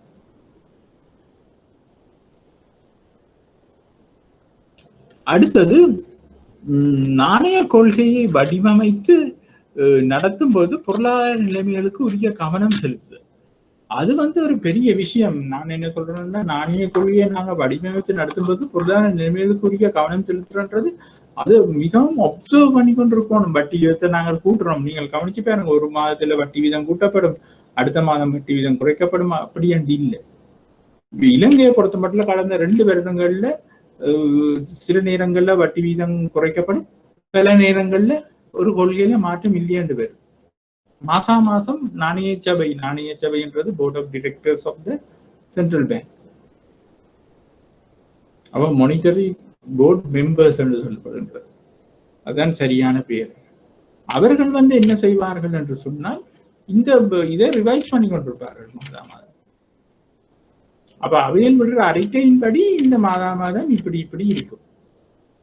அப்ப இப்ப கிட்டடியில இப்ப இந்த கோவிட் பிரச்சனை வந்த பிறகு கடகடன்னு நீங்க கவனிச்சு பார்த்துருப்பீங்க, டக் டக் டக் வட்டி வீதங்கள் குறைக்கப்பட்டு கொண்டு வருகின்றன. அப்ப வட்டி வீதம் குறைக்கப்படுவதற்குரிய முக்கிய காரணம் என்ன? உங்களுக்கு தெரியும், வட்டி வீதம் குறைய என்னன்னு சொன்னா அது டிஸ்கரேஜ் பண்ணப்படுகின்றது. மத்திய வங்கி ஊக்கப்படுத்தவில்லை பொதுமக்களை பணத்தை வங்கியில் வைப்பிலிடுவதற்கு. என்ன வட்டி வீதம் குறைய நாங்கள் என்ன செய்வோம், இது 3 வீத வட்டிக்கும் 4 வீத வட்டிக்கும் நாங்கள் வச்சிருப்போம், 8 வீதம் இருந்தது, 10 வீதம் இருந்தது வச்சிருந்தோம். நாங்களே என்ன செய்வோம், பணத்தை பணமா வச்சிருப்போம், அதே சமயம் வேற சாமான்களை வேண்டி போட்டிருப்போம். அப்ப வங்கிக்கு வேணும் இப்பொழுது பண நிரம்பலை கூட்டணும் என்ன செய்யும், வட்டி வீதத்தை குறைப்பினும். அப்ப வட்டி வீதம் குறையேக்க, அதாவது வைப்பு செய்ய வேண்டிய வட்டி வீதம் குறைய, கடன் வழங்குற வட்டி வீதம் குறையும். கடன் வழங்குற வட்டி வீதம் குறையேக்க கடன் வழங்குவாங்க, கடன் வேண்டாக்கள் விரும்பி வேண்டுவினோம். ஏனென்று சொன்னால் இப்ப அதுதான் எங்களுக்கு தேவை. ஏனென்று சொன்னால் பொருளாதாரம் படுத்துட்டு, சிறிய மற்றும் நடுத்தர தொழில்களில் பிசினஸ் எல்லாம் படுத்துட்டு. ஏன்னா அவங்களுக்கு 1 மாதம் 2 மாதம் பிசினஸ் இல்லைன்னு கணப்புழக்கம் இருக்கு, இல்லை பணப்புழக்கம் இல்லைன்னு எல்லாம் படுத்துட்டு. அப்ப நீங்க கவனிச்சு பாருங்க, இப்ப மத்திய வங்கி நேற்று சொல்லி இருக்குது, அடுத்த மாதம் 31ஆம் தேதி மட்டுமே ஏதோ எக்ஸ்டெண்ட் பண்ணி இருக்கின்ற லோன் கொடுக்கறது சிறிய மற்றும் நடுத்தர கை தொழிலாளர்களுக்கு. அதே அந்த லோனை கொடுக்கிறோம் என்று சொன்னால், நீங்க அந்த லோனை சாஃப்ட் லோன், மிக குறைந்த வட்டியில அந்த லோனை நீங்க எடுத்து நீங்கள் பழையபடி உங்களோட இன்வெஸ்ட்மெண்ட் செய்து நீங்க ஆக்டிவேட் ஆகும். நீங்கள் ஆக்டிவேட் ஆகி நீங்கள் உங்களோட மெஷினை ஆப்ரேட் பண்ணுங்க. அப்ப பிரைவேட் செக்டர் மெக்கானிசம் ஆப்ரேட் பண்ண துவங்கிக்க தான் அடுத்தடுத்த மாதம் பொருளாதாரத்திலே அது தாக்கத்தை ஏற்படும். அப்ப நாணய கொள்கையை வடிவமைத்து நடத்தும் போது பொருளாதார நிலைமைகளை உரிய கவனம் செலுத்துறதுன்றது இதுதான். இது ஒரு நல்ல உதாரணம், கோவிட் பிரச்சனையால எங்களுக்கு ஏற்பட்ட உதாரணம். Excuse me.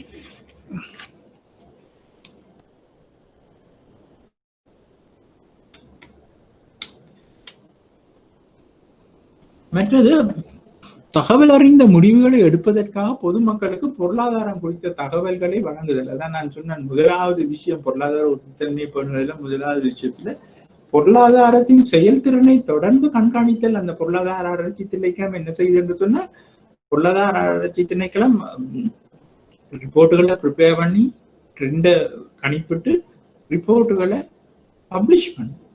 அப்ப தகவல் அறிந்த முடிவுகளை எடுப்பதற்காக பொதுமக்களுக்கு பொருளாதாரம் குறித்த தகவல்களை வழங்குது மத்திய வங்கி. உங்களுக்கு எவ்வளவு பேருக்கு தெரியுமோ தெரியா, மத்திய வங்கிகளுக்கு எங்கட இலங்கை மத்திய வங்கி கண்டு வேற ஒரு அச்சகம் ஒன்று இருக்கு. நீங்க யோசிச்சு பாருங்க, செப்பரேட் அச்சகம் இருக்குன்னு சொன்னா அந்த அச்சகத்துல எந்த நேரம் வேலை நடக்கும். அச்சகத்துல நிரந்தர ஊழியர்கள் இருக்கணும் என்று சொன்னா நாங்கள் எவ்வளவு தகவல்களை பிரிண்ட் பண்ணி வழங்கி கொண்டிருக்கிறோம் என்று நீங்கள் விளங்கி கொள்ளும். அதாவது மத்திய வங்கியின் அந்த ராஜகிரியில இருக்கிற காலேஜில் நீங்க போனீங்கன்னா எத்தனையோ வெளியீடுகள் இருக்கு. அப்போ உங்களோட பொருளாதார சம்பந்தமா நீங்க உங்களை வளர்த்துக் கொள்வதற்கும் இலங்கையின் பொருளாதாரம் உலக நாடுகளில் பொருளாதாரம் எத்தனையோ புத்தகங்கள் இருக்கின்றன. அது தமிழ் மொழி மூலம் எத்தனை இருக்கின்றது எங்களுக்கு தெரியல. ஆனா இயல்பான மட்டும் தமிழ் மொழியில டிரான்ஸ்லேட் பண்ணி வழங்கப்பட்டு கொண்டிருக்கிறது. மாதாந்த சஞ்சிகைகள், 3 மாத சஞ்சிகைகள் இருக்கின்றன. இதை தவிர ஆராய்ச்சி கட்டுரைகள், அது பெரும்பாலும் இங்கிலீஷ் மீடியத்தில் ஆராய்ச்சி கட்டுரைகள் என்று சொல்லும்போது மத்திய வங்கியில வேலை செய்கிற எக்கனமிஸ்ட் அவர்கள் ஆராய்வுகளை செய்து சில முடிவுகளை, பொருளாதார ரீதியான ஆராய்வுகளை முடிவுகளை அதில் சொல்லுவார்கள். அப்ப அதுகளை நீங்கள் வாசித்து விளங்கிக் கொள்ளணும். அவை கூடுதலான தகவல்களை நீங்கள் பெறுவதற்கு அதை செய்யணும். நீங்கள் ஒரு சிறந்த பொருளாதார அறிவை நீங்க பெறணும் என்று சொன்னால் நீங்கள் அதுல நீங்கள் எடுத்துக்கொண்டால் நல்ல. அடுத்தது விலை உறுதித்தன்மையை பேணுதல், price maintaining the price stability என்று சொல்வார்கள். அப்ப பொருளாதார முகவர்கள் அவர்களின் எதிர்பார்ப்புகளின்படி அவர்களின் பொருளாதார நடவடிக்கைகளை திட்டமிட்டு அவற்றின் நம்பிக்கையுடன் செயல்படுத்துவதற்கு இடையூறு விளைவிக்காத சட்டம் மற்றும் பணவீக்கத்தின் நிலையான வீதத்தை உறுதிப்படுத்தும் நாணய கொள்கையை நடத்திச்சு.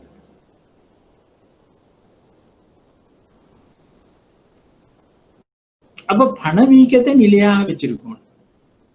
அப்ப இந்த பிரச்சனைகள் எல்லாம் ஒழுங்கா நாங்க நடத்துறதுக்கு சட்டத்துல ஒரு உறுதியான சட்டவாக்கம் இருக்கும். பணவீக்கம் நிலையானதாக இருக்கிறது தான் நாங்கள் சொல்றோம். நாணய கொள்கையை உறுதிப்படுத்தி செய்கிறோம். அந்த பணவீக்கம் உறுதியா இருக்கிறதான் நாங்கள் சொல்றது விலை உறுதித்தன்மையை பேணுதல். அப்ப விலை உறுதித்தன்மையை பேணுவதன் மூலம் பணவீக்கத்தில் இல்லாட்டா பொது விலை மட்டத்துல நாங்கள் ஒரு கன்சிஸ்டன்சியை, நிலையான தன்மையை நாங்க பேணலாம். அதுக்காக விலை உயரக்கூடாது, விலை குறையக்கூடாது இல்லை. அது உயர்றதையும் குறைக்கிறதையும் நாங்கள் ஒரு அளவோட நாங்கள் அதை வச்சுக்கொள்றோம். நான் அர்த்தம். மாணவர்களே, நான் உங்களுக்கு படிச்சுக்கிட்டே போகின்றேன். உங்களுக்கு இது எவ்வளவு தூரம் உங்களோட ஃபீட்பேக் எனக்கு தேவை. அதாவது நான் படிப்பிப்பது உங்களுக்கு பிடித்திருக்கின்றதா இல்லாட்டா சரியா, உங்களுக்கு நீங்கள் அதை சொல்ல வேண்டும். நான் இயலுமானவரை பிராக்டிக்கலாக தான் போய்கொண்டிருக்கின்றேன். பிராக்டிக்கல் விடயங்களை சொல்லுகின்றேன். மத்திய வங்கி சென்ட்ரல் பேங்கிங்கை பற்றி இதில் நான் கழிச்சு கொண்டிருக்கின்றேன். இது ஆப்ஷனல், திரும்பவும் சொல்றேன், இது ஆப்ஷனல் சப்ஜெக்ட்னால நீங்கள் இதை எடுங்கள். இது எடுப்பதன் மூலம்தான் உங்களால இதுல அறிவை வளர்த்துக் கொள்ளலாம். இது உங்களை எல்லாருக்கும் இது கிடைக்காது. இந்த மத்திய வங்கியில இதுல என்ன நடக்குதுன்றது அறிஞ்சு கொள்வது சரியான கஷ்டம். உதாரணத்துக்கு நான் வேலைக்கு போன நேரமே எனக்கு ஆரம்ப முதல் 5 வருடங்களும் நான் வேறொரு தொழில் இருந்தபடியால் எனக்கு அது பெரிய கரைச்சலா இருக்கவில்லை. ஆனால் திடீரென்று இன்னொரு டெக்னிக்கலான இடத்துக்குள் போன போது எனக்கு தலையை சுத்துற மாதிரி இருந்தது. என்ன சொன்னா எல்லாம் புதுசு. அதாவது மத்திய வங்கி என்பது உண்மையில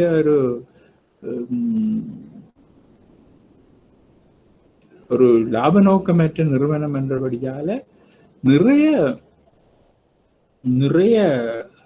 ட்ரைனிங் வசதிகள் உள்ளன. உதாரணமாக கிட்டத்தட்ட 30 வருடத்துக்கு முதல் நான் வேலைக்கு சேர்ந்த பொழுது எங்களுக்கு ஒரு 15 நாள் லெக்சர்ஸ் இருந்தது தொடர்ச்சியாக. என்ன ஒவ்வொரு டிபார்ட்மெண்ட்டும் என்னென்ன வேலைகளை செய்யும் என்று சொல்லி. அதன் பின்பு எங்களை 6 மாதம் கமர்ஷியல் பேங்கிங் என்ற ஒரு கமர்ஷியல் பேங்கிங்கை பற்றி படிப்பதற்காக 6 மாதம் எங்களை வெளியில அனுப்பி விட்டார்கள். அதில் 1 மாதம் வந்து எங்களோட ராஜகிரியாவில் இருந்த அந்த ஸ்டாஃப் ட்ரைனிங் காலேஜில் 1 மாதம் லெக்சர்ஸ். அந்த லெக்சர்ஸ் எல்லாம் கமர்ஷியல் பேங்க்ல இருந்து வந்த மேனேஜர்ஸ் அந்த ப்ராக்டிக்கல் பிரச்சனைகளை எங்களுக்கு 1 மாதம் சொன்னார்கள். அந்த 1 மாதத்தின் பின்பு மிச்சம் 5 மாதம் நாங்கள் போஸ்ட் பண்ணப்பட்டோம் ஒவ்வொரு வர்த்தக வங்கிகளுமே கிளைகள். அப்ப நாங்கள் வந்து அவர்களோட ஊழியர்கள் மாதிரி இருந்து அங்க நாங்கள் வேலை செய்தோம் 5 மாதம். இந்த அனுபவங்கள் எல்லாருக்கும் கிடைக்காது. அப்ப இப்படி வேலை செய்யும் பொழுது எங்களுக்கு கிடைத்த அனுபவம் தான் அந்த கமர்ஷியல் பேங்கிங்கை பற்றி நான் சொல்லுவது. இதுகள் எல்லாம் எங்களுக்கு அந்த அனுபவத்துல தெரியும். காலம் ஓடிவிட்டது, அந்த காலத்துக்கு ஏற்ப அந்த ஒரு சின்ன பரிணாம வளர்ச்சி இருக்குமே ஒழிய அந்த அடிப்படை விடயங்கள் எனக்கு தெரியும் என்றபடியே நான் உங்களுக்கு சொல்லுகின்றேன். ஆகவே அந்த கமர்ஷியல் பேங்கிங் என்றதுக்கு நான் 6 மாதம் செலவழித்திருக்கின்றேன். மத்திய வங்கி தொழிலை பற்றி படிப்பதற்கும் வேறையாக நான் 6 மாதம் படித்துள்ளேன். அப்போ உள்நாட்டு நாணயத்தின் வெளிப்புற மதிப்பின் உறுதித்தன்மையை முகாமைத்துவம் செய்வது என்று சொல்வது என்னென்று சொன்னால் இந்த எக்ஸ்சேஞ்ச் ரேட் என்று சொல்லுவோம் நாங்கள். வெளிநாட்டு பெறுமதி வீதாசார், வெளிநாட்டு வீதாசார். அதாவது இப்போ ஒரு டாலர் வந்து இலங்கை ரூபாவின் எத்தனை ரூபாவுக்கு சமமானது? 190 ரூபாவுக்கு சமமானது என்று சொன்னா இலங்கை ஒரு US டாலர் வந்து 195 ரூபாய்க்கு சமமானது. அப்ப அப்படியான வெளிப்புற மதிப்பைத்தான் இதுல சொல்லப்படுகின்றது.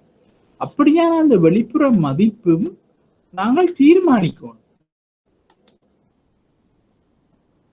தீர்மானிச்சு கொள்ளணும். அது என்ன மாதிரி, அதாவது பிளக்சுவேட் பண்ண விடக்கூடாது.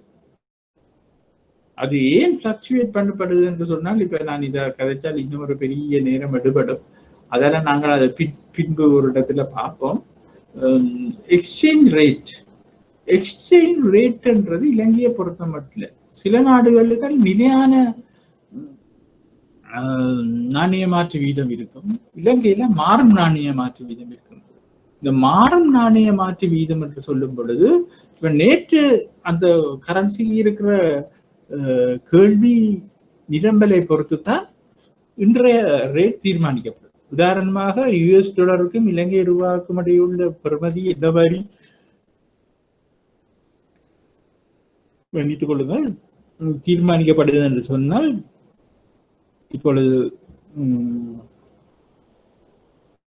நேற்று US டாலருக்கு இலங்கையில் கேள்வி கூடுதலாக இருந்து US டாலரின் நிரம்பல் நேற்று இலங்கையில் குறைவாக இருந்தால் இன்றைக்கு அந்த US டாலரின் மதிப்பு கூடுதலாக இருக்கும், இலங்கை ரூபாவின் மதிப்பு குறைஞ்சிருக்கும். அது எவ்வளவு என்பதை அது தீர்மானிக்கப்படுகிற கேள்வி எழுப்பப்படுகின்ற நிலையை பொறுத்து அமையும். இப்ப உங்களுக்கு தெரிஞ்சிருக்கும், இப்ப கிட்டடியில ஒரு விஷயம் ஒன்று நடந்தது. கோவிட் பிரச்சனையோட 200 ரூபாவை தாண்டி இருந்தது இலங்கை ரூபாவின் பெறுமதி US டாலருக்கு எதிராக. கிட்டத்தட்ட 190 ரூபாயில இருந்து 200 ரூபாயை தாண்டி போயிட்டு. அப்ப திடீரென்று 190 ரூபாய்க்கு வந்தது. காரணம் என்னன்னு சொன்னால், ஒரு தனியார் நிறுவனம் LOLC என்ற நிறுவனம் கம்போடியாவில் தனது, அதாவது அந்த LOLC நிறுவனம் ஒரு பெரிய நிறுவனம், அது வந்து கம்போடியாவில் சில முதலீடுகளை செய்திருந்தது. அந்த முதலீடுகளை விற்று அதில் ஒரு பகுதி காசு வந்திருக்கிறது.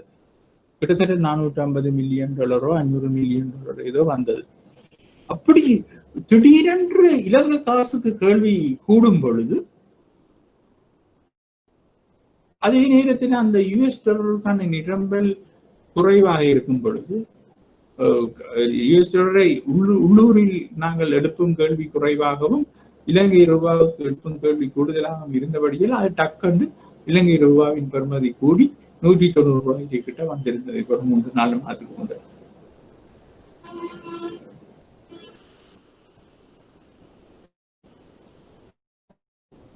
அப்ப இப்படித்தான் அந்த வெளிநாட்டு நாணய இது என்பது தீர்மானிக்கப்படுகின்றது. அடுத்தது நிதியியல் முறைமையின் உறுதித்தன்மையை பேணல். உரிமம் பெற்ற வங்கியில் மற்றும் நிதி நிறுவனங்களின் செயற்பாடுகளை கண்காணித்தல் மற்றும் மேற்பார்வை செய்தல். அதைத்தான் நான் இப்ப உங்களுக்கு இவ்வளவு நேரம் சொன்னேன்னா supervision, onsite supervision, off-site supervision என்று அவற்றின் செயல்பாடுகளை ஒழுங்குபடுத்து அதை நாங்கள் ரெகுலேட் பண்ணி கொடுக்குவோம். நிதி பற்றாக்குறை அழுத்தத்தை எதிர்நோக்கும் போது அவற்றை வழங்குது. அவ நிதி பற்றாக்குறை அழுத்தங்கள் ஏற்படும் போது அவற்றை வழங்குதலே நாங்கள் அந்த நிதியை வழங்குறது தான் அதுல சொல்லப்படுகின்றது.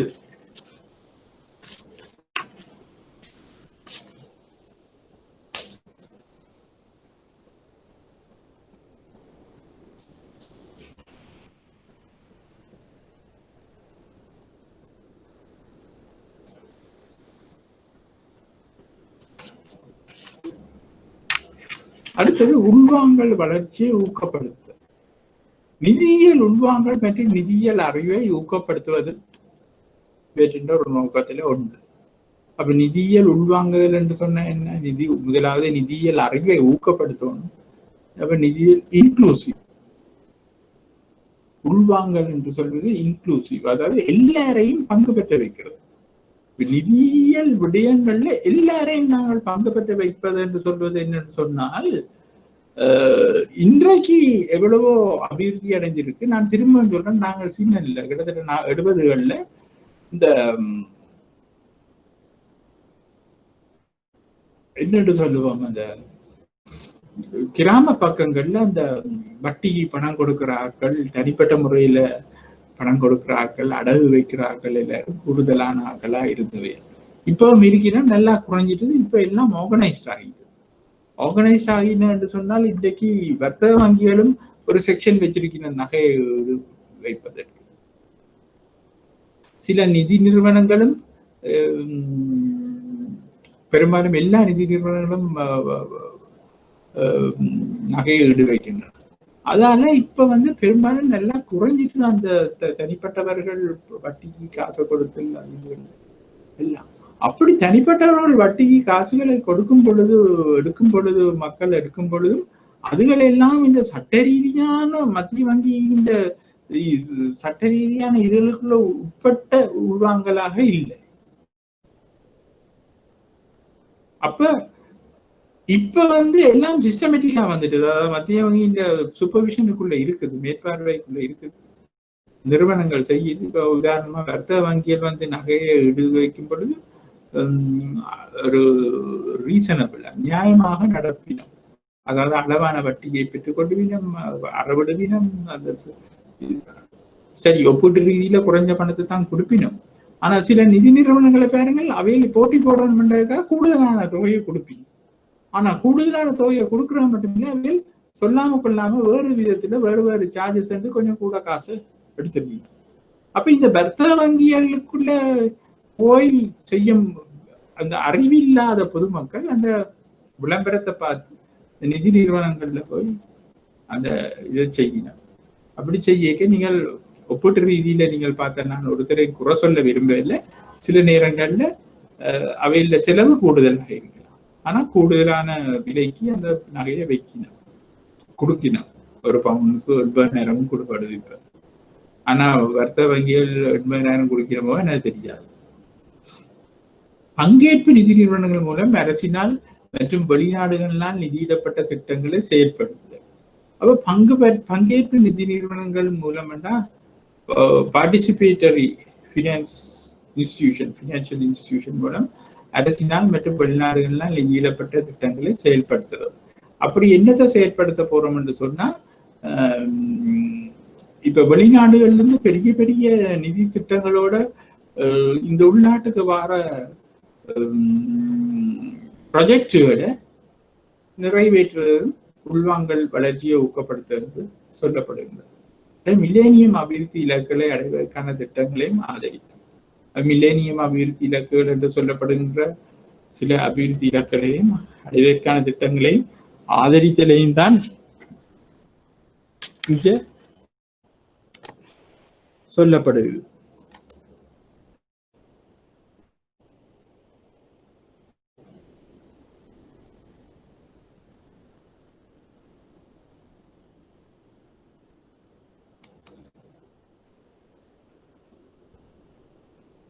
அப்ப நாங்கள் இப்ப என்ன செய்ய போறோம் என்று சொன்னால், இதோட இன்றைய வகுப்பை நாங்கள் நிறுத்திக் கொள்வோம்.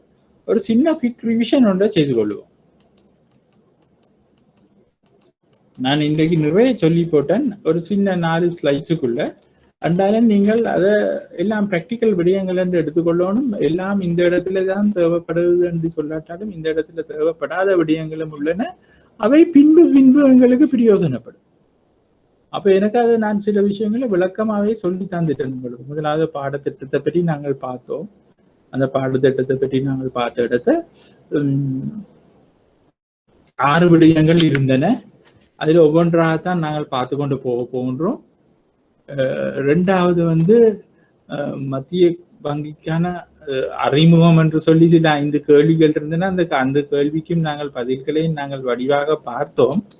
அடுத்தது மத்திய வங்கியின் நிலையான வளர்ச்சி என்றது என்ன என்று நாங்கள் முதல் முடிவு காட்டிக்கொண்டோம். சஸ்டெயினபிள் குரோத் என்று நான் சொன்னேன். அதிலே 3 விடயங்கள் இருந்தன. அந்த 3 விடயங்களையும் பிறகு நாங்கள் டீட்டெயிலா பார்த்தோம். பொருளாதார நடவடிக்கைகளுக்கு வசதி அளித்தல் என்று சொல்லும் பொழுது அது என்ன என்று பார்த்தோம். நாணயம் தொடர்பான விடயங்கள், வங்கி நிதி நிறுவனங்கள் தொடர்பான விடயங்கள், கொடுப்பனவுகள் மற்றும் தீர்ப்பனவுகளுக்கு உதவுதல் என்ற விடயங்களையும் பார்த்தோம். மற்றது பேரண்ட பொருளாதார உறுதித்தன்மையை பேணுதல். அப்ப மேக்ரோ எக்கனாமிக் ஸ்டெபிலிட்டியை மெயின்டைன் பண்றது என்னன்னு சொல்லி நாங்கள் பார்த்தோம். பொருளாதார உறுதித்தன்மையை பேணுதல். அப்போ அது நான் விளக்கமா உங்களுக்கு எல்லாம் 4 ஸ்லைட்ஸையும் 2 மணித்தியாளர்கிட்ட இப்போ விளங்கப்படுத்தியிருக்கேன். அவை நான் அதை திரும்ப சொல்ல விரும்பல. ஒவ்வொரு விடயத்தையும் நாங்கள் எப்படி பார்த்தோம் என்றதை விளங்கி கொண்டோம். விலை உறுதித்தன்மையை பேணுதல், பிரைஸ் ஸ்டெபிலிட்டி என்று சொல்லப்படுகிறது. அடுத்தது நிதியியல் முறைமையின் உறுதித்தன்மையை பேணுதல். நிதியியல் முறைமையின் உறுதித்தன்மையை பேணுவதும் என்ன மாதிரி என்று நாங்கள் விளங்கி கொண்டோம். மற்றது உள்வாங்கல் வளர்ச்சியை ஊக்குவித்தல். இந்த இவ்வளத்தை நாங்கள் பார்த்தோம். நாங்கள் அடுத்த வகுப்பிலே உலக மத்திய வங்கி தொழிலின் பரிணாம வளர்ச்சியை பற்றி நாங்கள் பார்ப்போம். உலக மத்திய வங்கியின் பரிணாம வளர்ச்சியை பற்றி பார்க்கும் பொழுது மிகவும் பழமையான வங்கி என்ன, அந்த வங்கியில தொழில்கள் என்ன, மிகவும் பிரபல்யமான மத்திய வங்கி என்பது என்ன உலகத்திலேயே,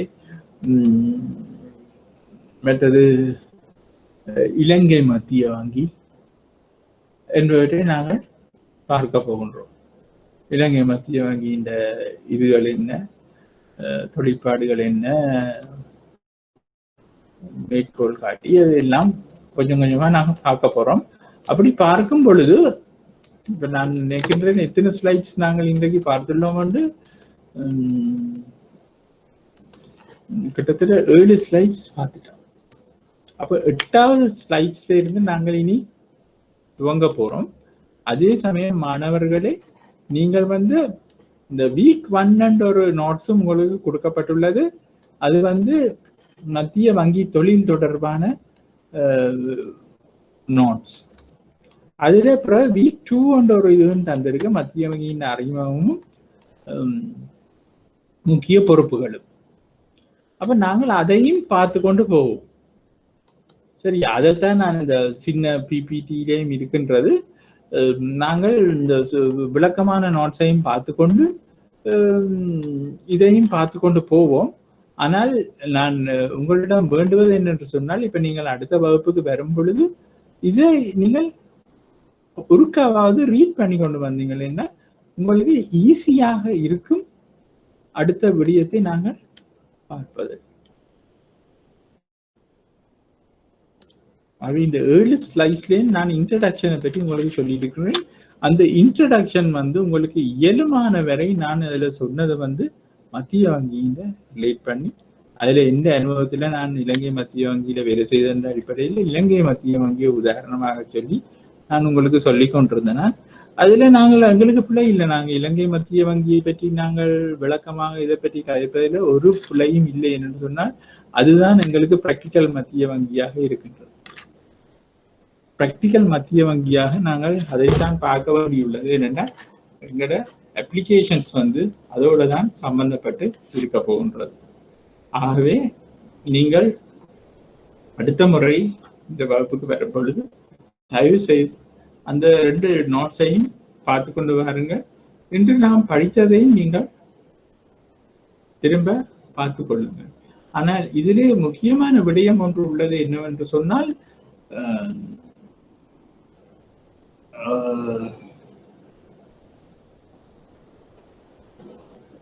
இங்கே வந்து நான் நிறைய விடயங்களே உங்களுக்கு நோட்ஸா தாராளமாக நிறைய விடயங்களை சொல்லி இருக்கின்றேன். பிராக்டிக்கல் விடயங்களை நான் விளங்கப்படுத்தி இருக்கின்றேன்.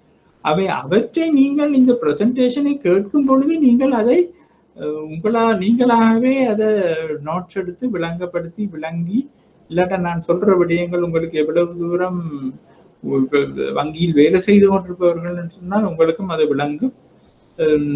அதில் சிறிய சிறிய தவறுகள் பிழைகள் இருந்திருந்தால் நீங்கள் அதை பயப்படாமல் என்னிடம் சொல்லி திருத்தலாம், இல்லாட்டால் சந்தேகத்தை வெளியிடலாம். நானும் அது உங்களுக்கு வடிவாக விளங்கப்படுத்தக்கூடியதாக இருக்கும்.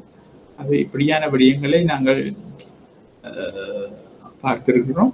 இந்த முதலாவது பண்றபடியால் நீங்கள் இன்றைக்கு பார்த்தால் என்ன, பிறகு பார்த்தால் என்ன, இந்த ஃபீட்பேக்கு எனக்கு ஒருக்கா நீங்கள் தந்தால்தான் என்னால் நம்பிக்கையுடன் கொண்டு செல்லக்கூடியதாக இருக்கு.